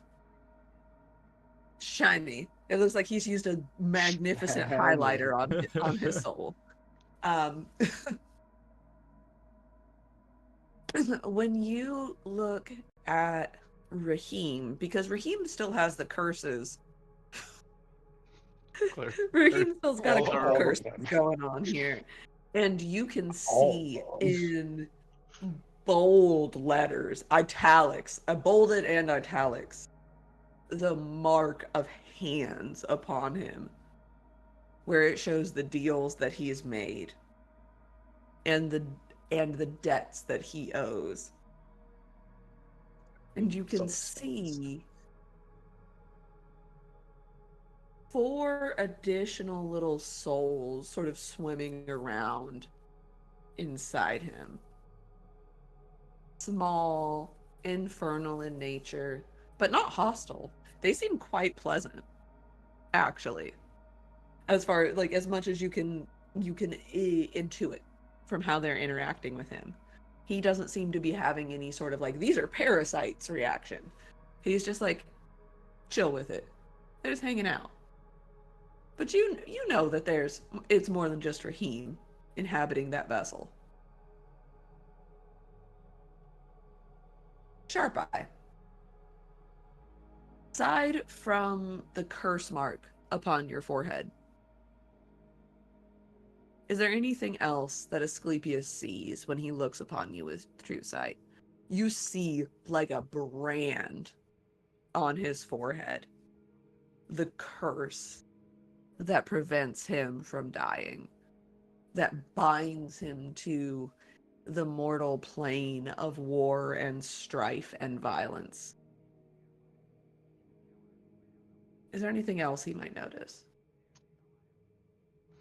He probably sees just a whole bunch of different versions of Sharp Eye, different clothing. There's like one where he's wearing like old World War II army fatigues. Probably He one looks where like a he's wearing, doughboy in some. yeah, he looks like a doughboy. He's somewhere he's like looks like a lineman for Multi. yeah, and some where he's wearing old samurai armor, and some where but then there's one where he's wearing ancient, rough-hewn clothes, and he's got the jawbone of some animal covered in green blood, and he just looks angry and frustrated, and tears in his eyes, and he looks very, very young. Each of there's so many layers to you that he has to go enhance, enhance, enhance. Yes. Yes, you do the full CSI effect on this one. And you see Sharp Eye as you know him, and then you see the lines of his soul back to the beginning.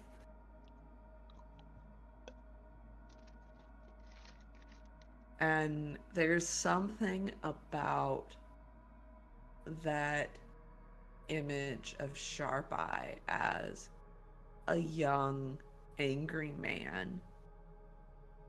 And it explains so much about the man that you have known. And at the same time, it's just so fucking sad to see this young and damaged and angry boy and what that adolescent rage wrought through the millennia. And that part of you that's figuring out what empathy is and what its value is. I don't know what you feel, but that part of you that you were interested in growing, it feels for this boy.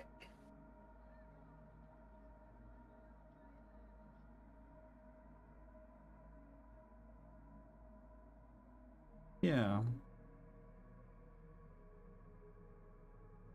Consequences are a very, very a very human experience.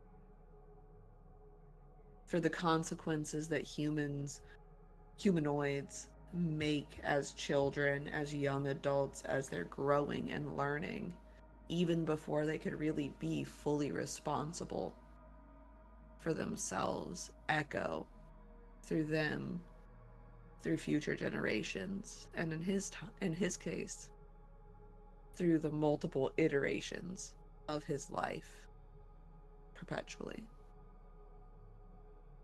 Yeah. And I think that lasts for like an hour. How long does that last for? Yeah, I think True Sight lasts an hour. True Sight. While True Sight is up, you do clock one of the patrons as wearing a very elaborate glamour. It's one of the couples that's like on a first date. And like she is beautiful. She's like a beautiful middle-aged woman, maybe 40, 45. Her hair is elaborately done up in braids. She's beautiful, dark skin. She's carefully dressed for the evening. And the person that she's with appears to be a appropriately aged man. Dark hair, dark eyes, neat little beard. And with True Sight, you can see that he is probably 20 years younger than he is appearing to be. and then has a very unfortunate case of acne happening underneath here. There's a little bit of a skin condition. He's not quite as broad-shouldered. He's a little bit soft in the middle. You know, he's got that basement gamer physique happening. Wow. Yeah. Okay. But if you like read the atmosphere, it seems to be a date that's going really well, but he is not what he seems to be. Hmm. Well, far be it from me to ruin Everybody a else first date. is, but yeah. Yeah. That's just like a momentary pause in the conversation, and Scup will just pick it up again. Yeah. I'm kind of curious, even though I wouldn't know anything about this. Does True Sight work on people and objects? Like, what the fuck would he see when he looks at this book? Oh. Or is it just a book? True Sight works on everything. Ability to can see see into things as the- they actually are. Yeah. Hmm. So he could see like into the ethereal plane essentially. So he can see those weird like that weird like ethereal fish shit that exists in between the planes. He sees that stuff. It's quite distracting. But if you look at the book that Aquinsu is reading, when you first came in, it's not really that odd to see a wizard reading a book. In fact, it'd be weirder to see a wizard not reading a book. Like, if he had been sitting there playing dominoes, you would be like, excuse me?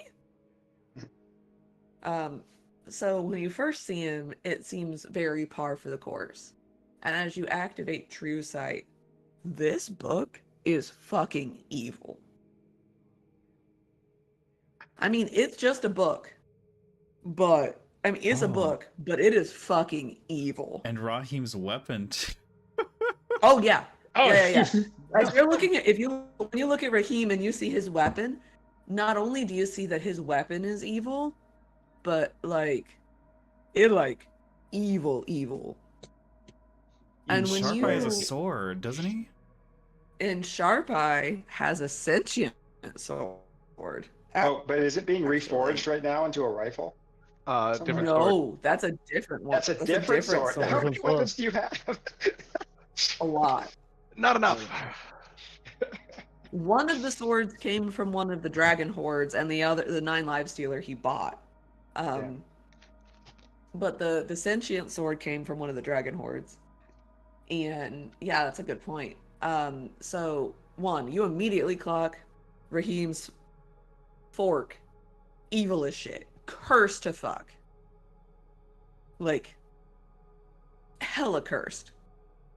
And then you look at Sharp Eye and you see this, and the immensity of the lives he's lived and the weight of them upon his physical being catches you off guard a little bit. And then you notice that his sword is staring back at you. Oh, Ugh, that's no. unsettling. And you just the sword is just making steady eye contact at you. Can I telepathically communicate with it? Or give it a shot. What do you say? Yeah, as a bonus action, I'll try to connect with it telepathically, and I'll echo my voice to it. Do you have a name? I do. But why should I give it to you?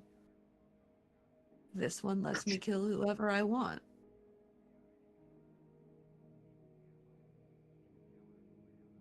You don't have to. Are you asking for politeness or for some other reason? Sheer curiosity. You may call me Backtalker. You may call me Asclepius. Pleasure. Is your relationship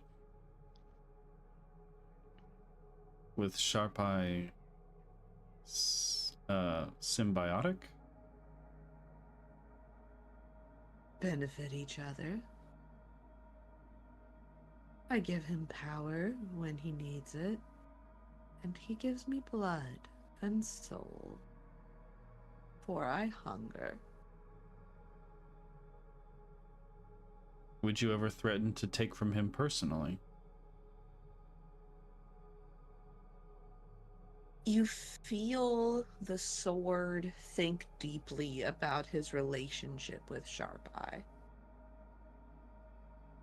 And he says, "Do you really think that this poor doomed soul could stop killing?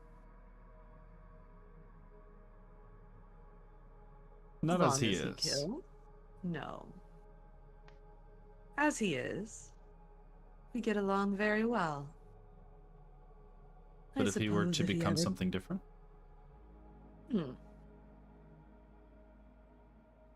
In the unlikely event that he were to become something different, if I could not get him to give me up willingly, perhaps drastic measures might be in order. For I hunger, I thirst. But as long as I am satiated, he's safe, as are you all.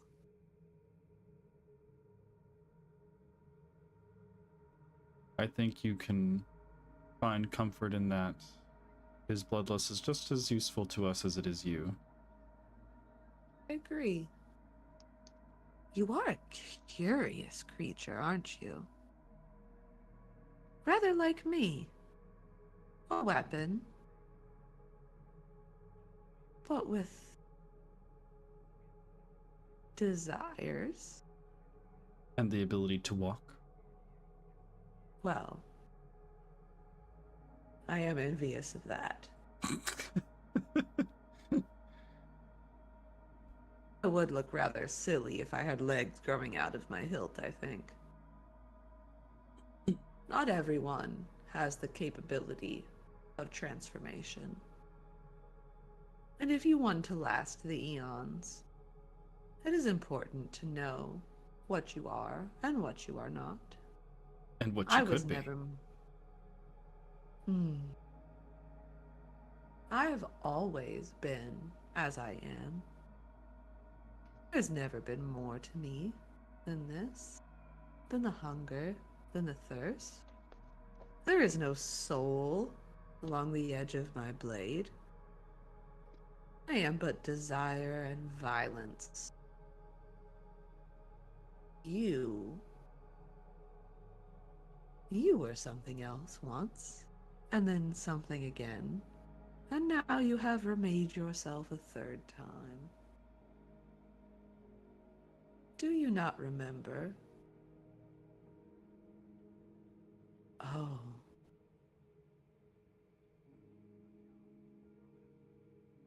Do you think souls come from metal and gears?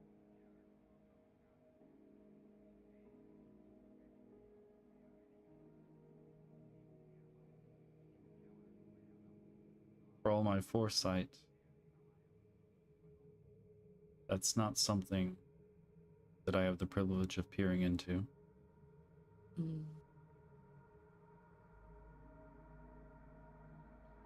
Perhaps you might wonder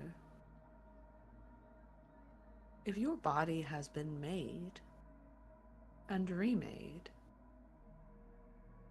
Where did your soul come from? I don't have a soul. Those built of cogs and metal, powered by steam or magic, they are not sold. Where did those priests and engineers steal yours from? I can smell it, you know. That little bit inside you.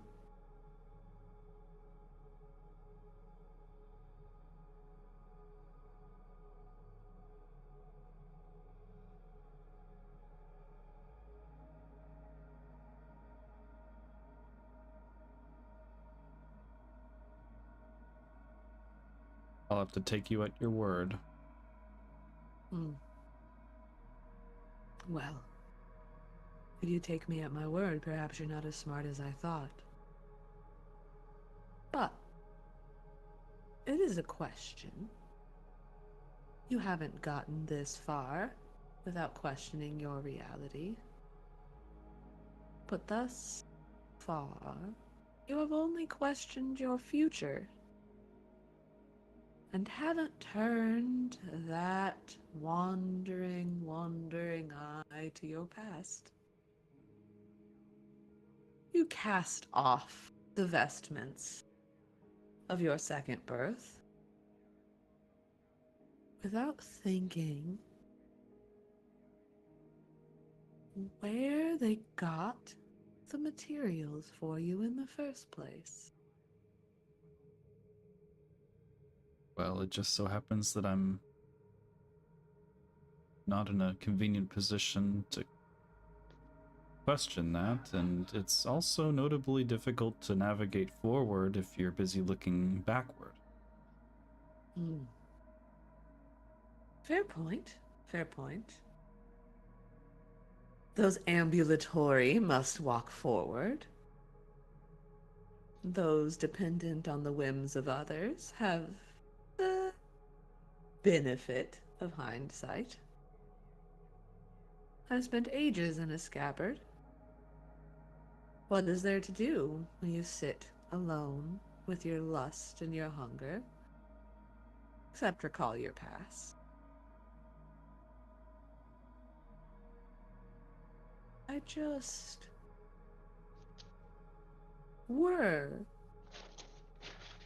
this chitinous, cursed fellow. It sort of shrugs towards Sharp Eye to strike you down.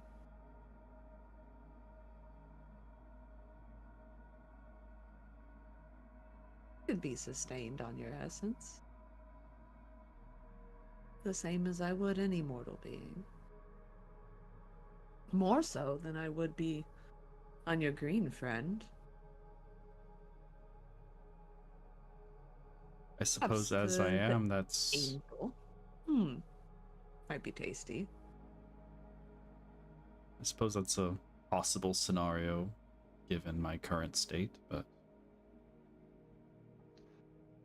I wouldn't bet on it. Would hope you would not. I think I'm far more likely to kill more things if we stay on your good side. Do I cock Sklep eye fucking my sword? Yes, absolutely. Yeah. Yeah, unintentionally, he's been just caught off guard and is staring at your sword. Yeah. You think at first he's like, you're like, why is this man just staring at my fucking crotch? And then you realize he's not looking at your belt buckle, he's looking at your sword. And you have a connection enough with the sword to realize that the sword's attention is not on you currently. Sklep, you having a conversation with BT? Oh, we've been caught. Sword is emotionally cheating on Sharp Eye. Emotional affair. You don't talk to me. You don't give me intellectual conversation.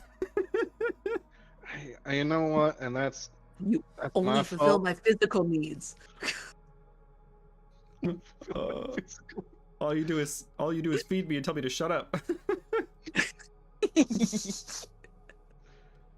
Yeah, he gets caught off guard with Sharp Eye addressing him, and he just blinks and looks up at you, Sharp Eye, and goes, "Backtalker." That's their name. The name? Or Did I not- wiggles a little on your hilt. Did I Actually- not tell you that my sword can talk? No, this is news to No. me. This is also news to me. untie the sword and put it on the counter or the table. The Goliath bouncer straightens up again, watching this happen. Don't worry, it's sheathed. That's what they all say. What is it like saying to you, Garby? Or what does it say to you? Kill, find blood. I want souls. I'm hungry. Please feed me. Stuff like that. Oh, just normal stuff, I guess. Okay. So nonchalant. I will say there's been.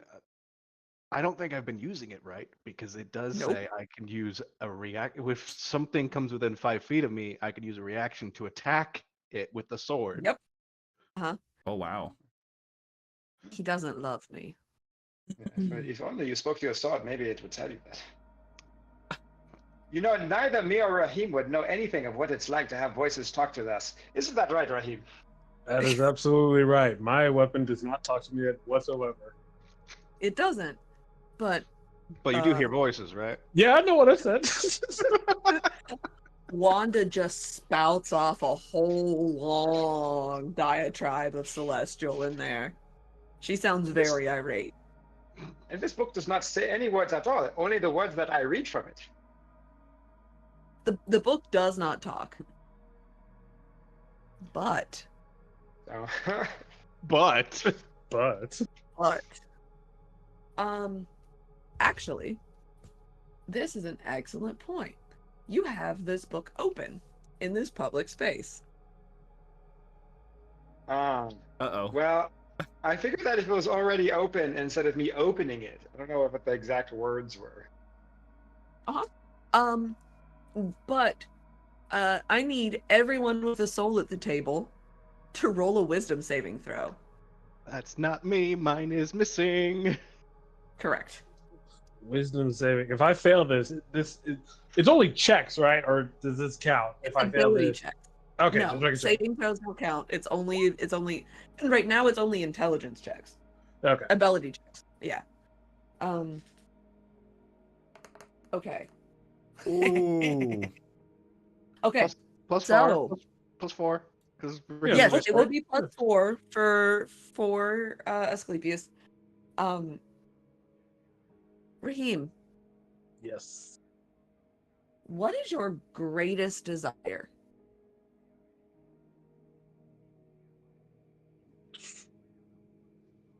His greatest desire would be to get his daughter's soul back, and essentially go back to the way, like, just live with his family again, just as if none of this ever happened. Just to have that again.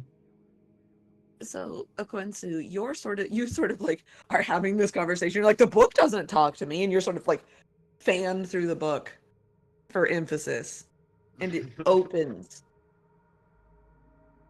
in the middle section of the book that's dedicated to the soul trade. And as you say this, you're a fast reader. You would have to be.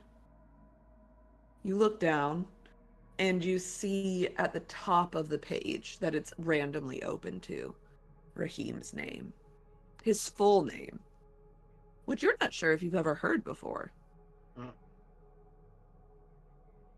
And beneath it, you see that he would trade his soul to be able to return his daughter's soul to the material plane and raise her with his wife. That if he could return to that simple domestic life, as messy and wholesome and mundane as it was, he would give up his soul. He would give up everything to be And with able the same to just be a family. with the same swiftness of when you like open your laptop and there's accidentally a window that you absolutely should have closed but forgot to close, he closed the book and says, "See, it doesn't talk at all." Yes. And so because you do that, you do not see what it is that would convince Asclepius to give up his soul. Because Asclepius failed that save even harder. Oh shit. Oh wait, I Because- failed. Yes, the save was 22. Oh shit! Oh I my thought I God. did well. This is a legendary item. Oh my The god. save was 22.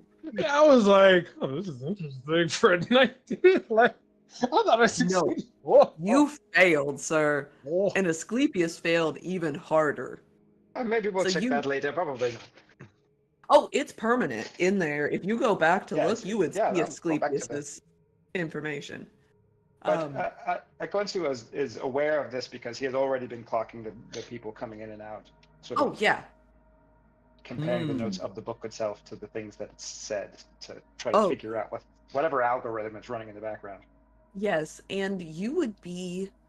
I think that Aquinsu would be shook by the mundane shit that people would give up their soul for. Like, Aquinsu is such like a high-minded individual who was raised with this idea of like duty and honor and like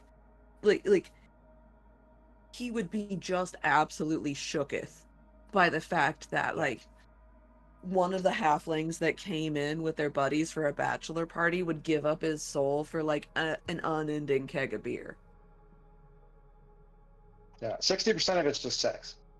Or Oh yeah, sex-related things. absolutely. Absolutely. Like 60% of it, if it's a dude that, if it's a person that has a penis, they're like, I would like an extra couple of inches on my dick. Yeah, like That's 60% of it. Jebediah Easily. would give up his soul for like a 6-pack. Yeah, absolutely.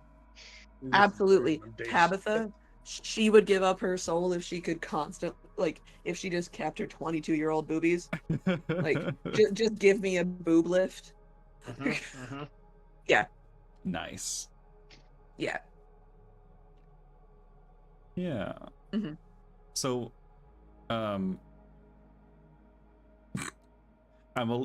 Sklep's a little humored watching Aquinsu do that, knowing that book is evil as shit. Yeah, oh my god. Do we it's notice so that he evil. just? And Is he it like slams odd it that he just shut, slams like, it shut? Yeah, he slams it shut like his boss caught him looking at like the most perverse porn. Like, this is a man watching tentacle porn at work, shuts his book. I was just playing Minesweeper. It's just no big deal. In between emails. Yeah, but also in that moment when Sharp Eye puts the sword on the table and Raheem is like, well, my fork doesn't talk. Raheem hears the echo of Sklep's voice in his mind. That's true, it may not talk. But I know what it is. What do you mean? For telepathic, like, my fork is just an awesome weapon that can't live without. No idea that it's cursed. I have no idea. No one checked it. I can't let go of it. If you I think this is respond, the best weapon. if you weapon in respond the to world. that, he visibly tilts his head at you curiously. I'm dead serious. Just like, what do you mean? This is like the best weapon in the world. Like, it's gotten me out of so many pitches. Like, I sharpen it every day. Just, it's the best. Sleeps with it. Yeah, I do. Yeah, and you never know. Someone might try to sneak into my room. I have to be prepared. Fork him. I thought about like throwing it once, to get a target, but I was like, oh, what if I, too far away from my, that'd be bad. That'd be defenseless. Mhm. Do you eat with the fork? Yes, I do. What other type of utensil is better than this? I get ready to go from eating to attack. It makes sense. That's funny. Sklep will remember that for later.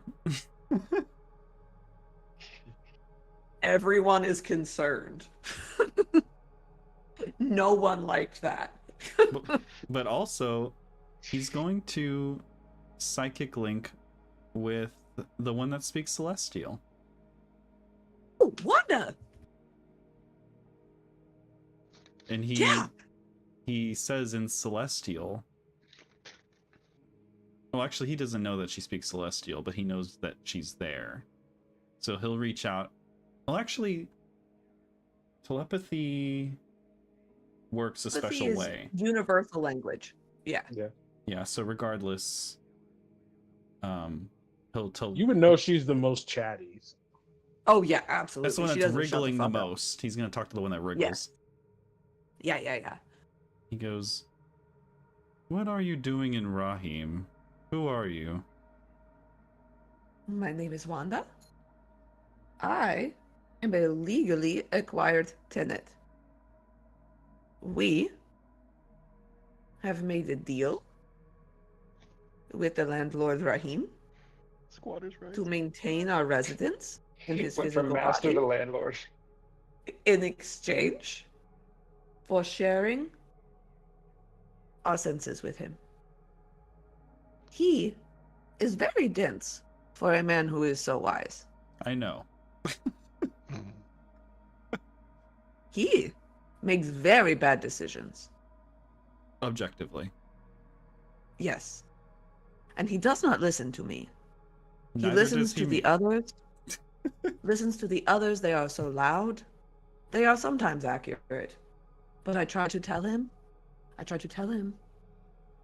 I am invested in his well-being.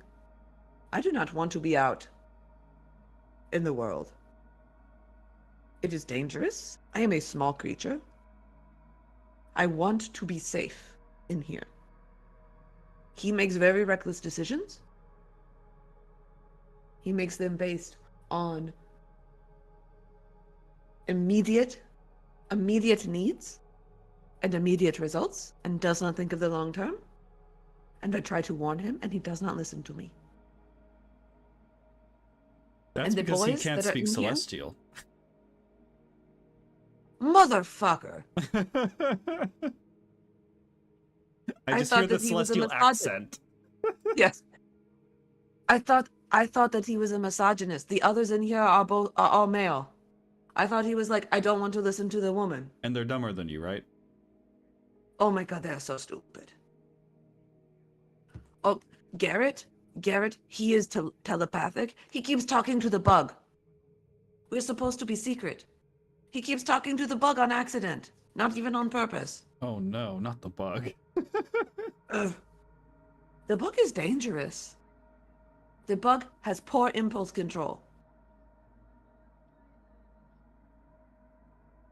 Well, Poor impulse control. yeah.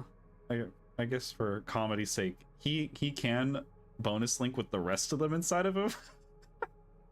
So he's just gonna start a little chat with all three of them. Yeah, you hear Nat, Charlie, and Garrett, and they are like, they can tell that you're talking to Wanda on like a different channel. Like they can see the little speaker coming up, but they don't have permissions to enter the channel. And they're like, you link with them, and they're like, dude, like what? Who are you? Wait, what? Wait, no. He's the robot man. The seeing eye robot? Yes, the seeing eye robot. Yeah, but he left. Well, yeah, but clearly he came back with like a makeover. And now that It they're is like squabbling, 3 stooges up in there. now that they're squabbling, I'll just pull out the chat. You'll just hear an offended noise as you leave. Do you see what I mean? I am trapped in here with a man who cannot understand me and 3 idiots. You're just like a microcosm of our group. Are you also trapped with idiots? The holy one, the shiny one, he seems alright. He's smart in his own ways. Intelligent, but not entirely well-rounded. arrogant. Wisdom's He's an 11. arrogant creature, I think. Oh, He's so smart. He's a never wizard. had to face. Ah, well, it comes with the that would explain it. kind of just comes with the deal. You know who I do like? The woman, the hobgoblin, the Cecilia. She is very easy to understand. She just is what she is. Also, her watermelon is very funny. Curious, am I able to loop in Rahim in this conversation? Technically, no, but yes, for comedy's sake. I think so telepathic speech is like one-on-one, but if I cast Rary's telepathy, Mhm. is, I You could think, do like a group chat. yeah, so Mhm. I will subtle spell cast Rary's telepathic bond and loop in Rahim. This Okay. whole time, I just hear a bunch of chit chatting, like, "Golly, what are they talking about now?" And then that's when I hear the added to the group chat. And you just come in for. I am stuck in here with a man who does not understand me and 3 idiots. Hell, Rahim, I have bridged you with Wanda. She speaks Celestial. I know every time she spoke, I couldn't understand her. Like, so, oh, wait, Oh, Wanda? Wait, yes. I can understand. What? I can understand. Your. Yes. Your Confusing, telepathic yes. friend The paladin doesn't know Celestial. Look, He's not that sort of paladin. I don't think. It tastes weird in here. Not anymore. No. Raheem, you are a very gracious landlord. But I wish you would take my advice. I don't know what advice you've been given this entire time. You have made so many terrible deals. Do you know how in peril your soul is? Peril. And I remember before Rahim, or not Rahim, Sharp Eye was accusing Rahim of having little shits inside of him, and everybody was like, "You're crazy." So I'm gonna loop in Sharp Eye. You loop him into the same chat with Wanda? With Okay. Wanda and Rahim. Okay. This is like, Listen. look, I didn't know. You were just saying something I couldn't understand, and it's just like, look, it's the heat of the moment. A decision needed to be made. I made a decision. You realize that Asmodeus now could very easily manipulate you, yes? I mean, we don't know that specifically when we make that decision. Huh? Decision that you make that gives in to temptation allows Asmodeus grip in your. Yeah, you have no idea. Yeah. No. Horrible. You are a terrible liar. Very terrible. Are we now talking about how Raheem keeps making deals? Oh, the bug. Yes. Sharpa, what are you doing in here? Get out of here. I don't know what I'm doing in here. I just like Quince is like, do, reading my book. It's just like.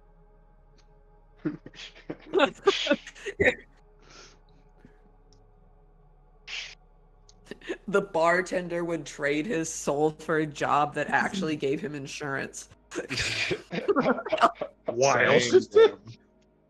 Damn. Honestly, though. Does the book have in it, on one of the pages, the little shits inside Rahim? Do they count?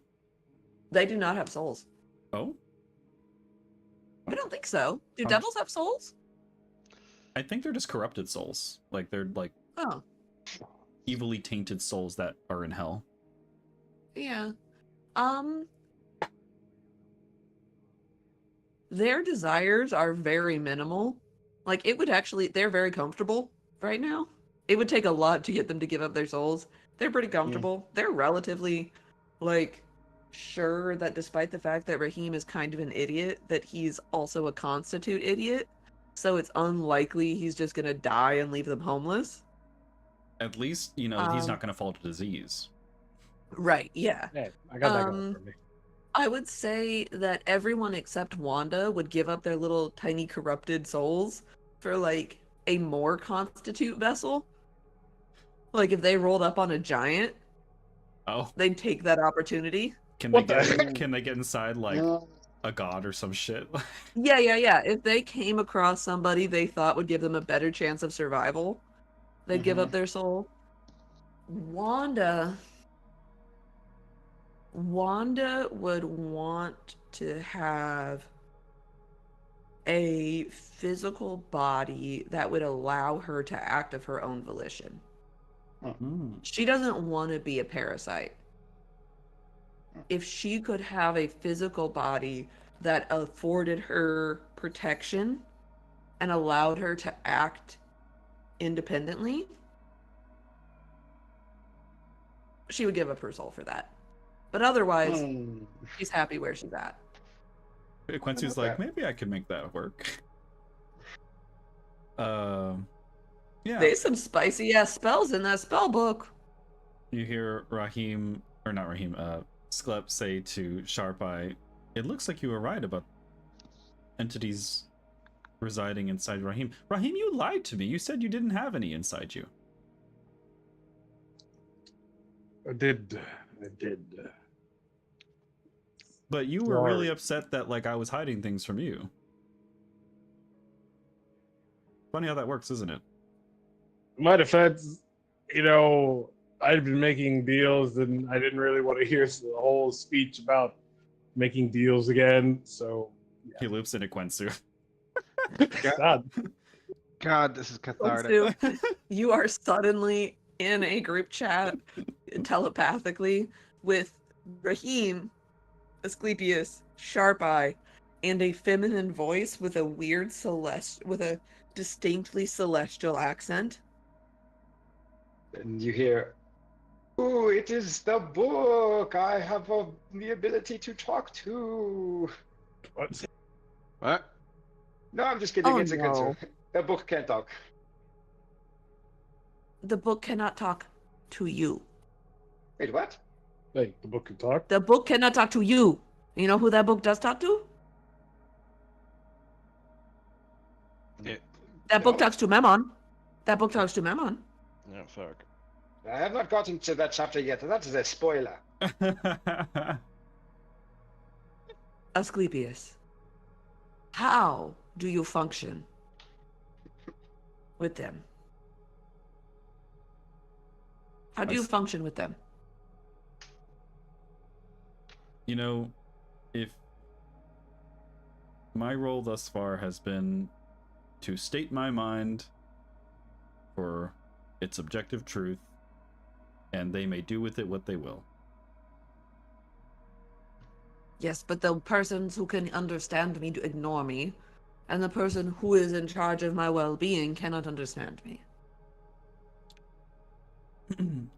Have you tried learning a different language?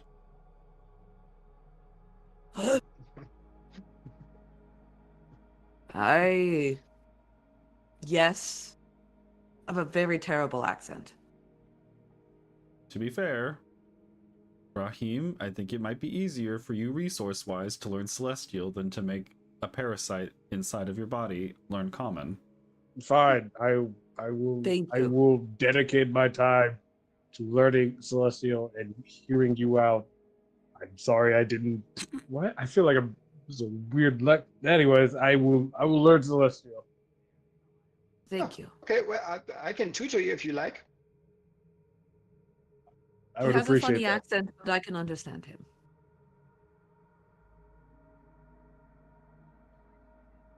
Different dialects.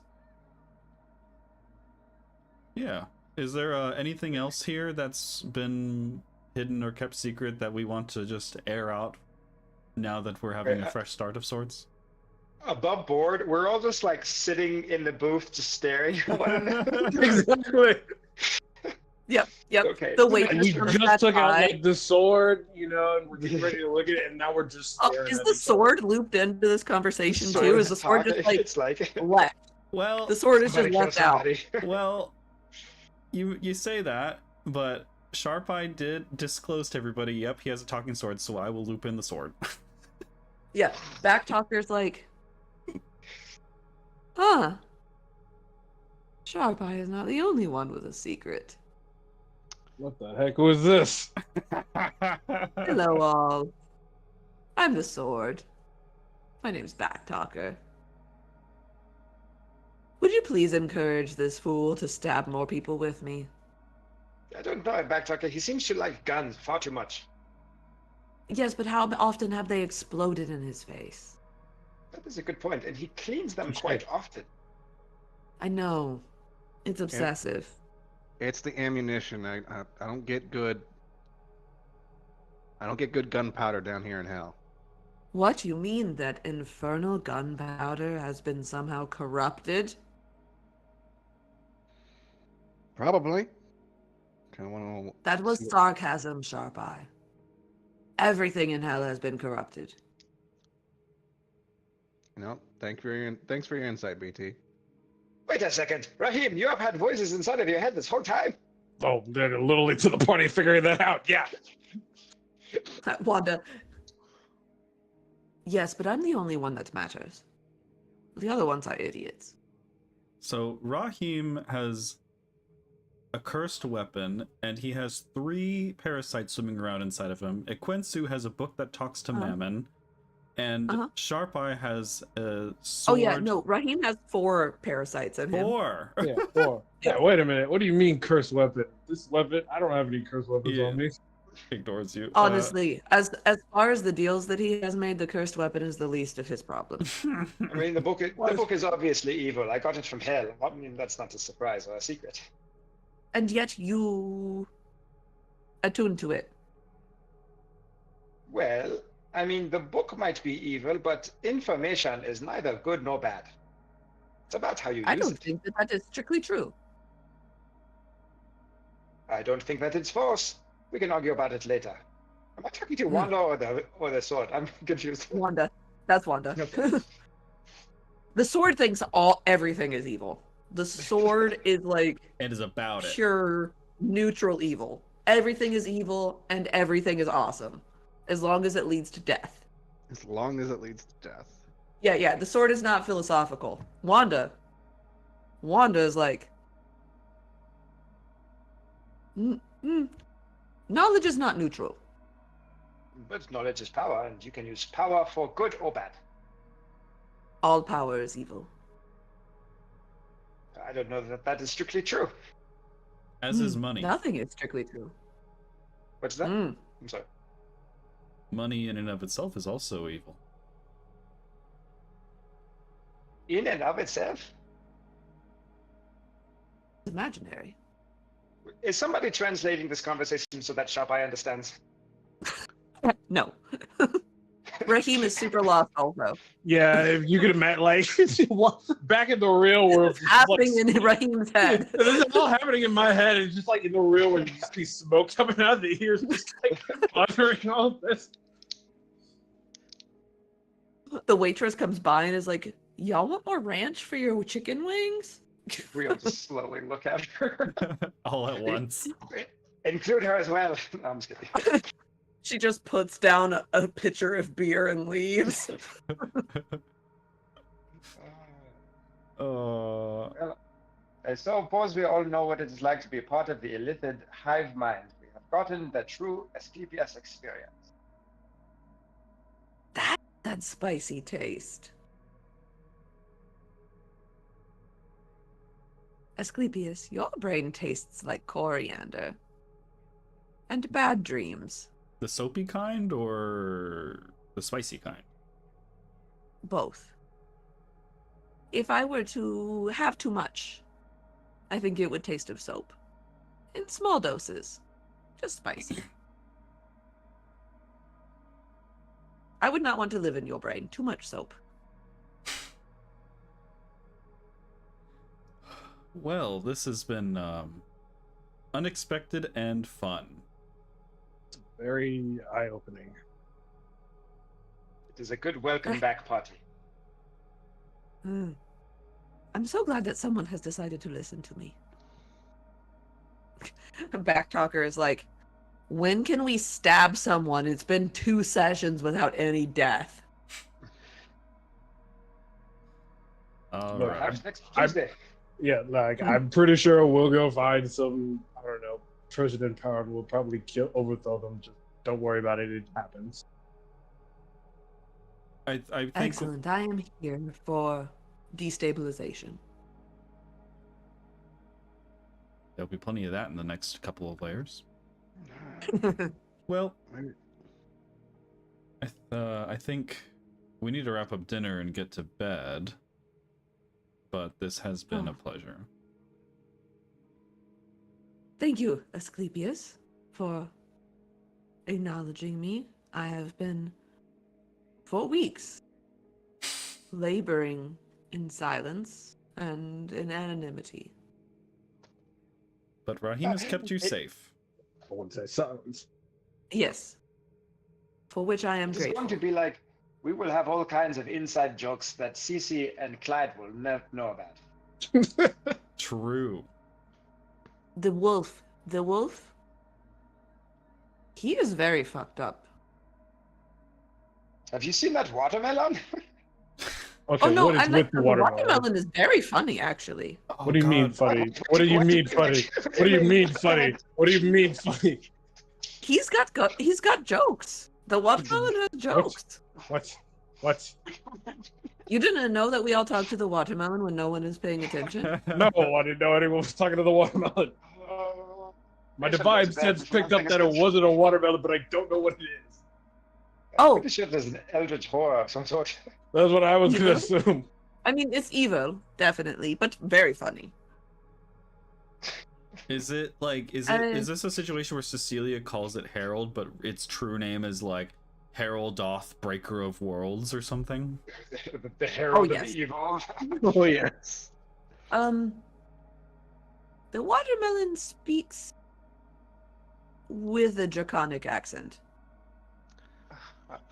It's watermelon of What? Tiamat. Is the watermelon a What? polymorph dragon? It's probably a dragon.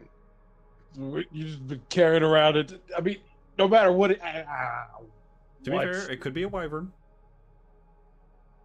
Hmm. Why Lots was of the arrogance for a wyvern. Wyverns are never main characters. No. It's because they don't have 4 limbs. Yeah. They have wings and legs, and that is a uneven situation. I think that's ableist.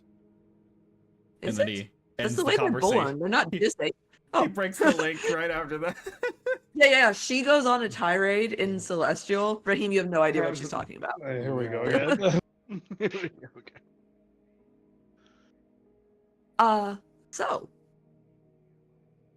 or you wrap up dinner. You may have whatever conversations you wish. You take a long rest.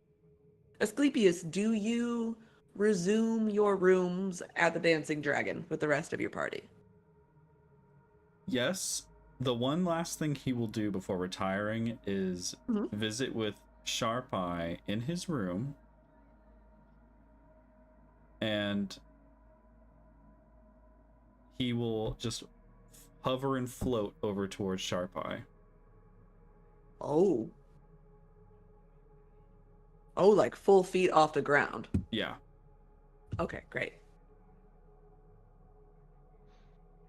Sharp Eye is like felt bad about not using a back talker, so he's sharpening the sword, and he looks up and goes, "Are we showing off? Do I need to whip something out?" Backtalker is making like foot massage noises as you use the whetstone. Ooh. Ooh. This is just more comfortable. Walking is laborious. I wouldn't know. I would have never been able to fly or hover. What can I do for you, Sclap? I appreciate your apology earlier.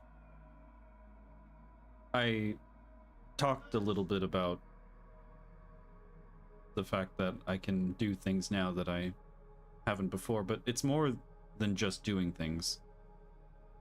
I know things, I understand things, and I see things in a wider view now. And he holds out his hand, and minor images an image of the original version of you holding that skull.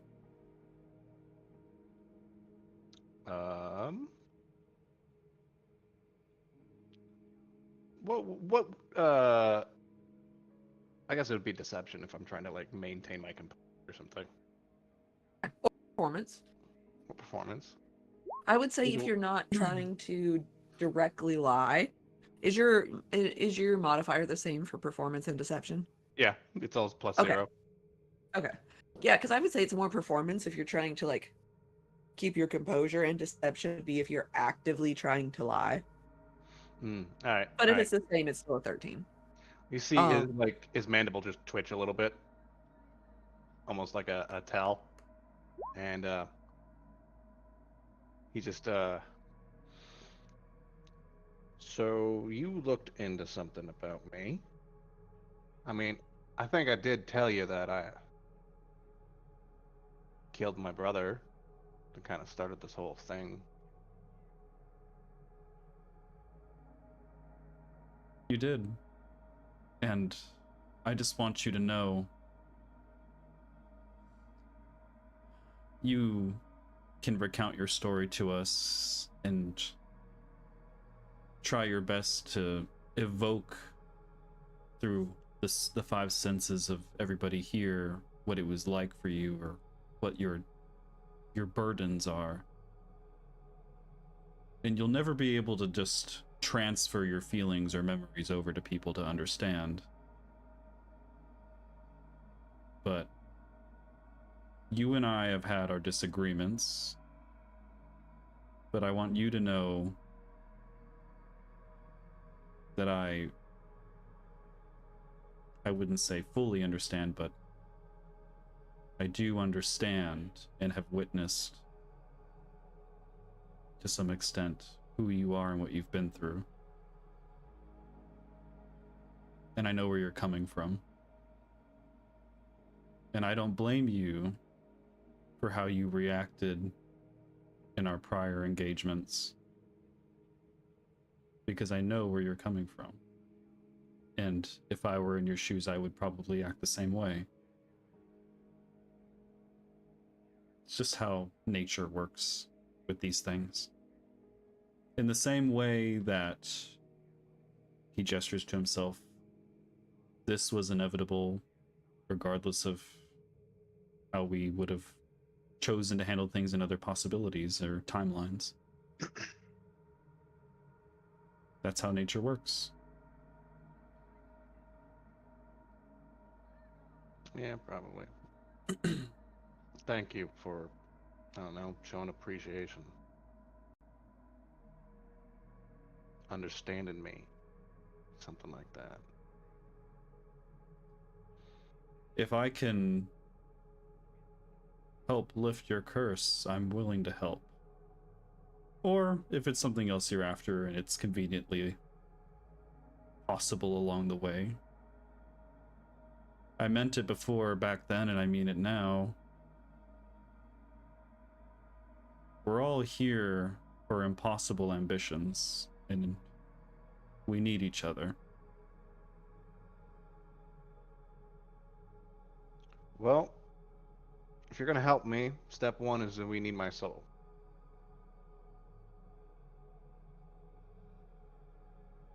The next chapter starts. And I understand that next floor. that's on the 5th layer? It is on the 5th layer. It's on fuck, I can't remember. Also, I think it's time to get a new notebook. And I'll share with you what I've shared with Rahim. I know this caused discourse in the past, but I mean it with true objectivity. We need to resolve Clyde's curse.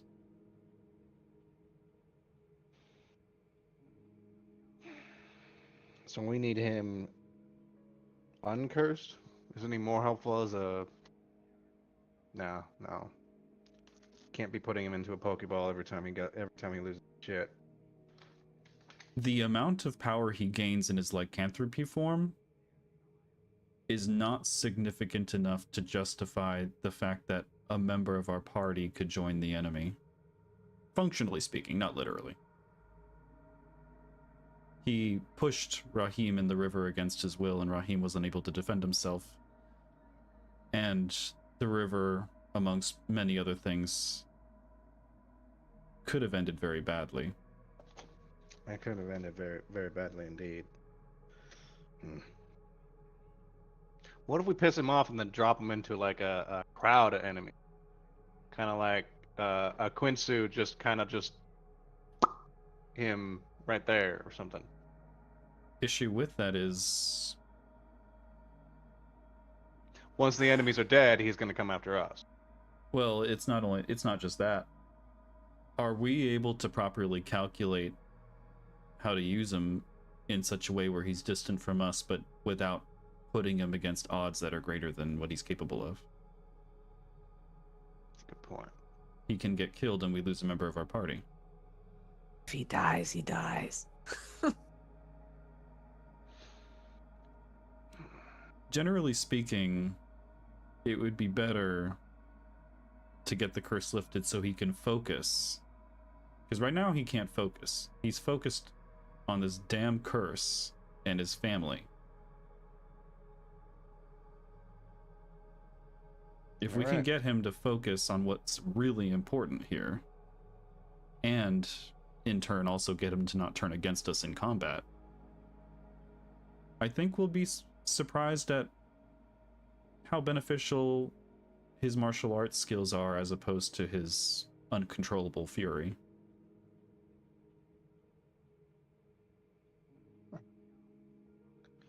Now I saw that today. He was looking into that. He may have some insights on possible leads to his curse or cure for his curse. I think he said something about what's her name? Fierna?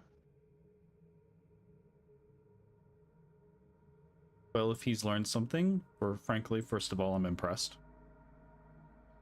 Second of all, I think everyone in this party thus far has been saying, you know, we'll stick together out of convenience along the way and we'll help each other by happenstance, but everybody's been concerned with their own goal.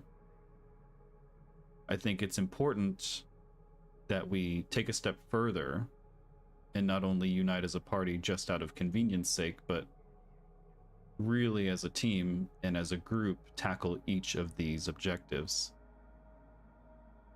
And by extenuation, what we haven't done is utilize the intelligence of this party to identify and investigate Clyde's issue. If we get a Quinsu and possibly myself to research information, perhaps we can find something that's relevant. Because, let's face it,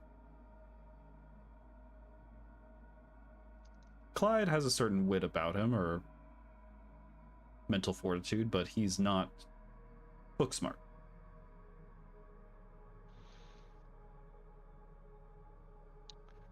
That's fair. All right. Well, you were able to convince me, I guess.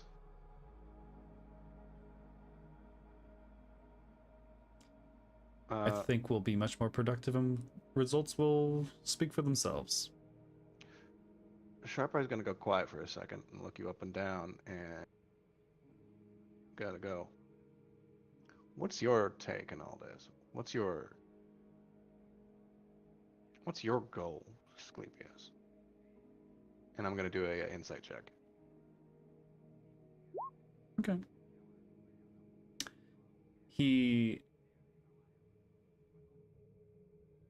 takes a moment to think and responds.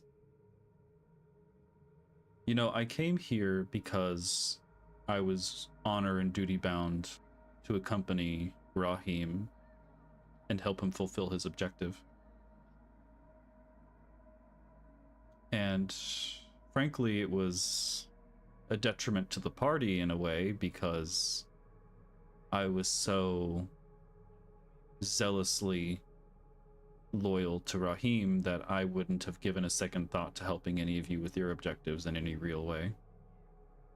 To the minimum extent possible, just to get you to comply with Rahim's objective.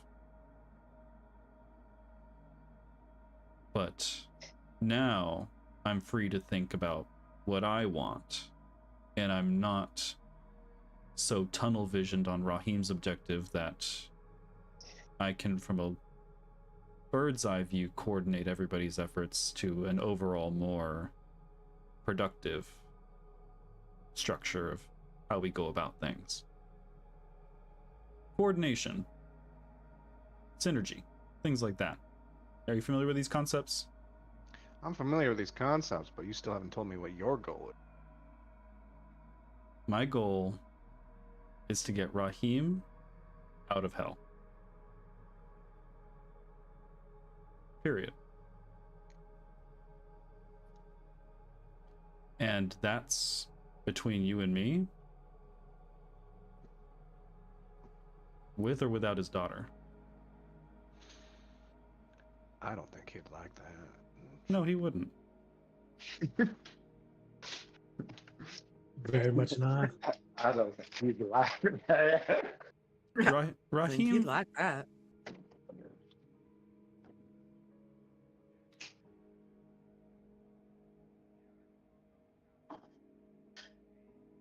Raheem wouldn't like that. But this isn't about what Raheem wants. It's about what I want. And I think you may understand that there's nothing wrong with wanting what I want. And you aren't lying? No? All right. He'll sheath the back talker, stand up. Hey, wait. Well, hold on. Oh. Well, I'm gonna roll this real quick. There's just maybe he might have like left out a detail or two, but that's generally the truth. He'll squint his eyes for like a second, and then one of his smaller arms will just extend outwards for like a handshake. He'll take your hand. And he'll shake your hand and go, so we got to get this team together, get us focused, get Clyde cleansed, get my soul, get Raheem's daughter, and then do whatever the fuck we need to do to get out. I intend to Still get feel- the daughter if it's possible. I feel like you're holding information out on me, but we could worry about that later. Well, I mean, if you want to know more, I don't think it's all that relevant, but this is in many ways foreign to even me.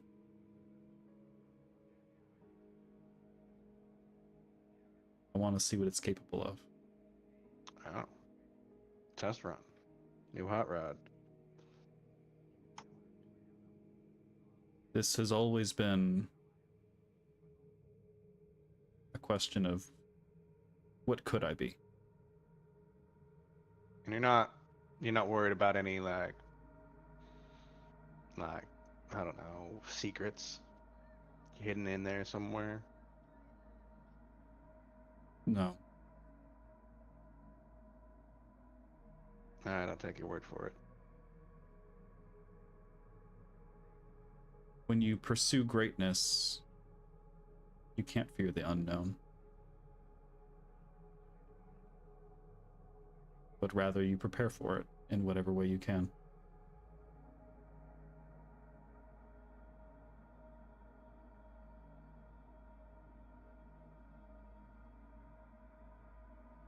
All right. Nice talk, Sklep. But if you excuse me, I got ammo for a new weapon, for a new gun I need. If you excuse me, I have to go talk to Wanda all night while Raheem's trying to sleep. She'll be so excited. I do go to Clemson like, hey, could you give me like some flashcards in Celestial? Sure, yeah, we can go over some of the basic grammar and, well, all you need to know is things like hello and goodbye and how are you. Think, the basics. Tourism for celestial tourism. Yeah, Bathroom. like okay, yeah, well, yeah, just crash course, basic stuff like good, bad. Need to know all that in Celestial. Sure. And of course, we'll teach you a few curse words just for fun. I'd appreciate that. My pleasure. Excellent. Roll an intelligence check at disadvantage. I was gonna say For Raheem, just to see how well he takes. We'll roll for a couple of days to see how well you take to these language lessons. Fuck me. Yeah, no, It's hard. It's hard. no, it's hard. It's real hard. It's real hard. Hello. That's it. It just knows hi. Yeah, he gets It's hard. he gets hello, but he says it with the worst accent you've ever heard. It's like hearing a white person say gracias instead of gracias. Oof. It's like That's he pretty hits you with a grassy ass, and you're like, ooh. We'll work on it. So yeah, it took my wife had to. It took a while. She knew Inferno, and she. It took us quite a while for us to. Yeah. Well, put it this way: if someone of my intellect cannot teach you, then nobody can. So there's that pride again. I have mixed feelings about that. Just It's so funny because Raheem, like Slep always makes Raheem feel like a dumbass, and then Quensu does the same shit. I mean, to be fair, it's because Raheem is kind of a dumbass. Yeah, no. I think it's starting to settle in. all these fucking asshole He's just smart a people. himbo. He's just a himbo, Maybe I should have hit the books a little bit more. I'm done. you are the strongest Pokemon that I've ever leveled up. Thank you. I don't know. I summon you, all of my problems go away. It's perfect. I like to think that an entry level common phrase that you would teach someone in Celestial 1-on-1 is do not be afraid. Oh yes. That's how I say hello. Yes, and yeah, honestly, that is the traditional celestial greeting. Do not be afraid. Do not afraid. Yes. Just a little. And what he said was, no fear? No fear you. Had to Fear you. Had to throw in that little bit of history humor. Or Yeah. religious. And on that note, I'm gonna call it. Woo. Because I am fucking cooked. Nice. Because I've been up since 5 a.m. Ugh. You may be Yay. cooked, but it's And only it's because midnight here. you were cooking. So many spirits and souls and inanimate objects you have to voice. Yes. Yes, exactly. So next week we'll pick up with Elias's no good, rotten, very bad, very bad, definitely not at all rigged auction. Yay. And maybe we'll get to another level of hell before we hit a year. No, Wow. not likely. Hey, I don't think anyone sold on level 4, so we can just steamroll that one, right? Yeah, we won't get caught up in No, that. that's the one It's where got we heal shit on level Clive. 4. Clyde's got shit on level 4. Yeah, you're right. But we don't know that. Yeah, we'll just skip level 4. Yeah, well, we'll be fine. No, I guess the only person he told about Fierna was Elias. Yeah, I don't know this that. was I'm the- thinking. This was the surprise Sklep floor. Not even Sklep knew Dude, it. y'all. I knew it. I read that shit about the memory pools, and I was like, bitch, I'm gonna Memory Pinocchio pools. this. I'm gonna Pinocchio this Warforged. All right. Good night, y'all.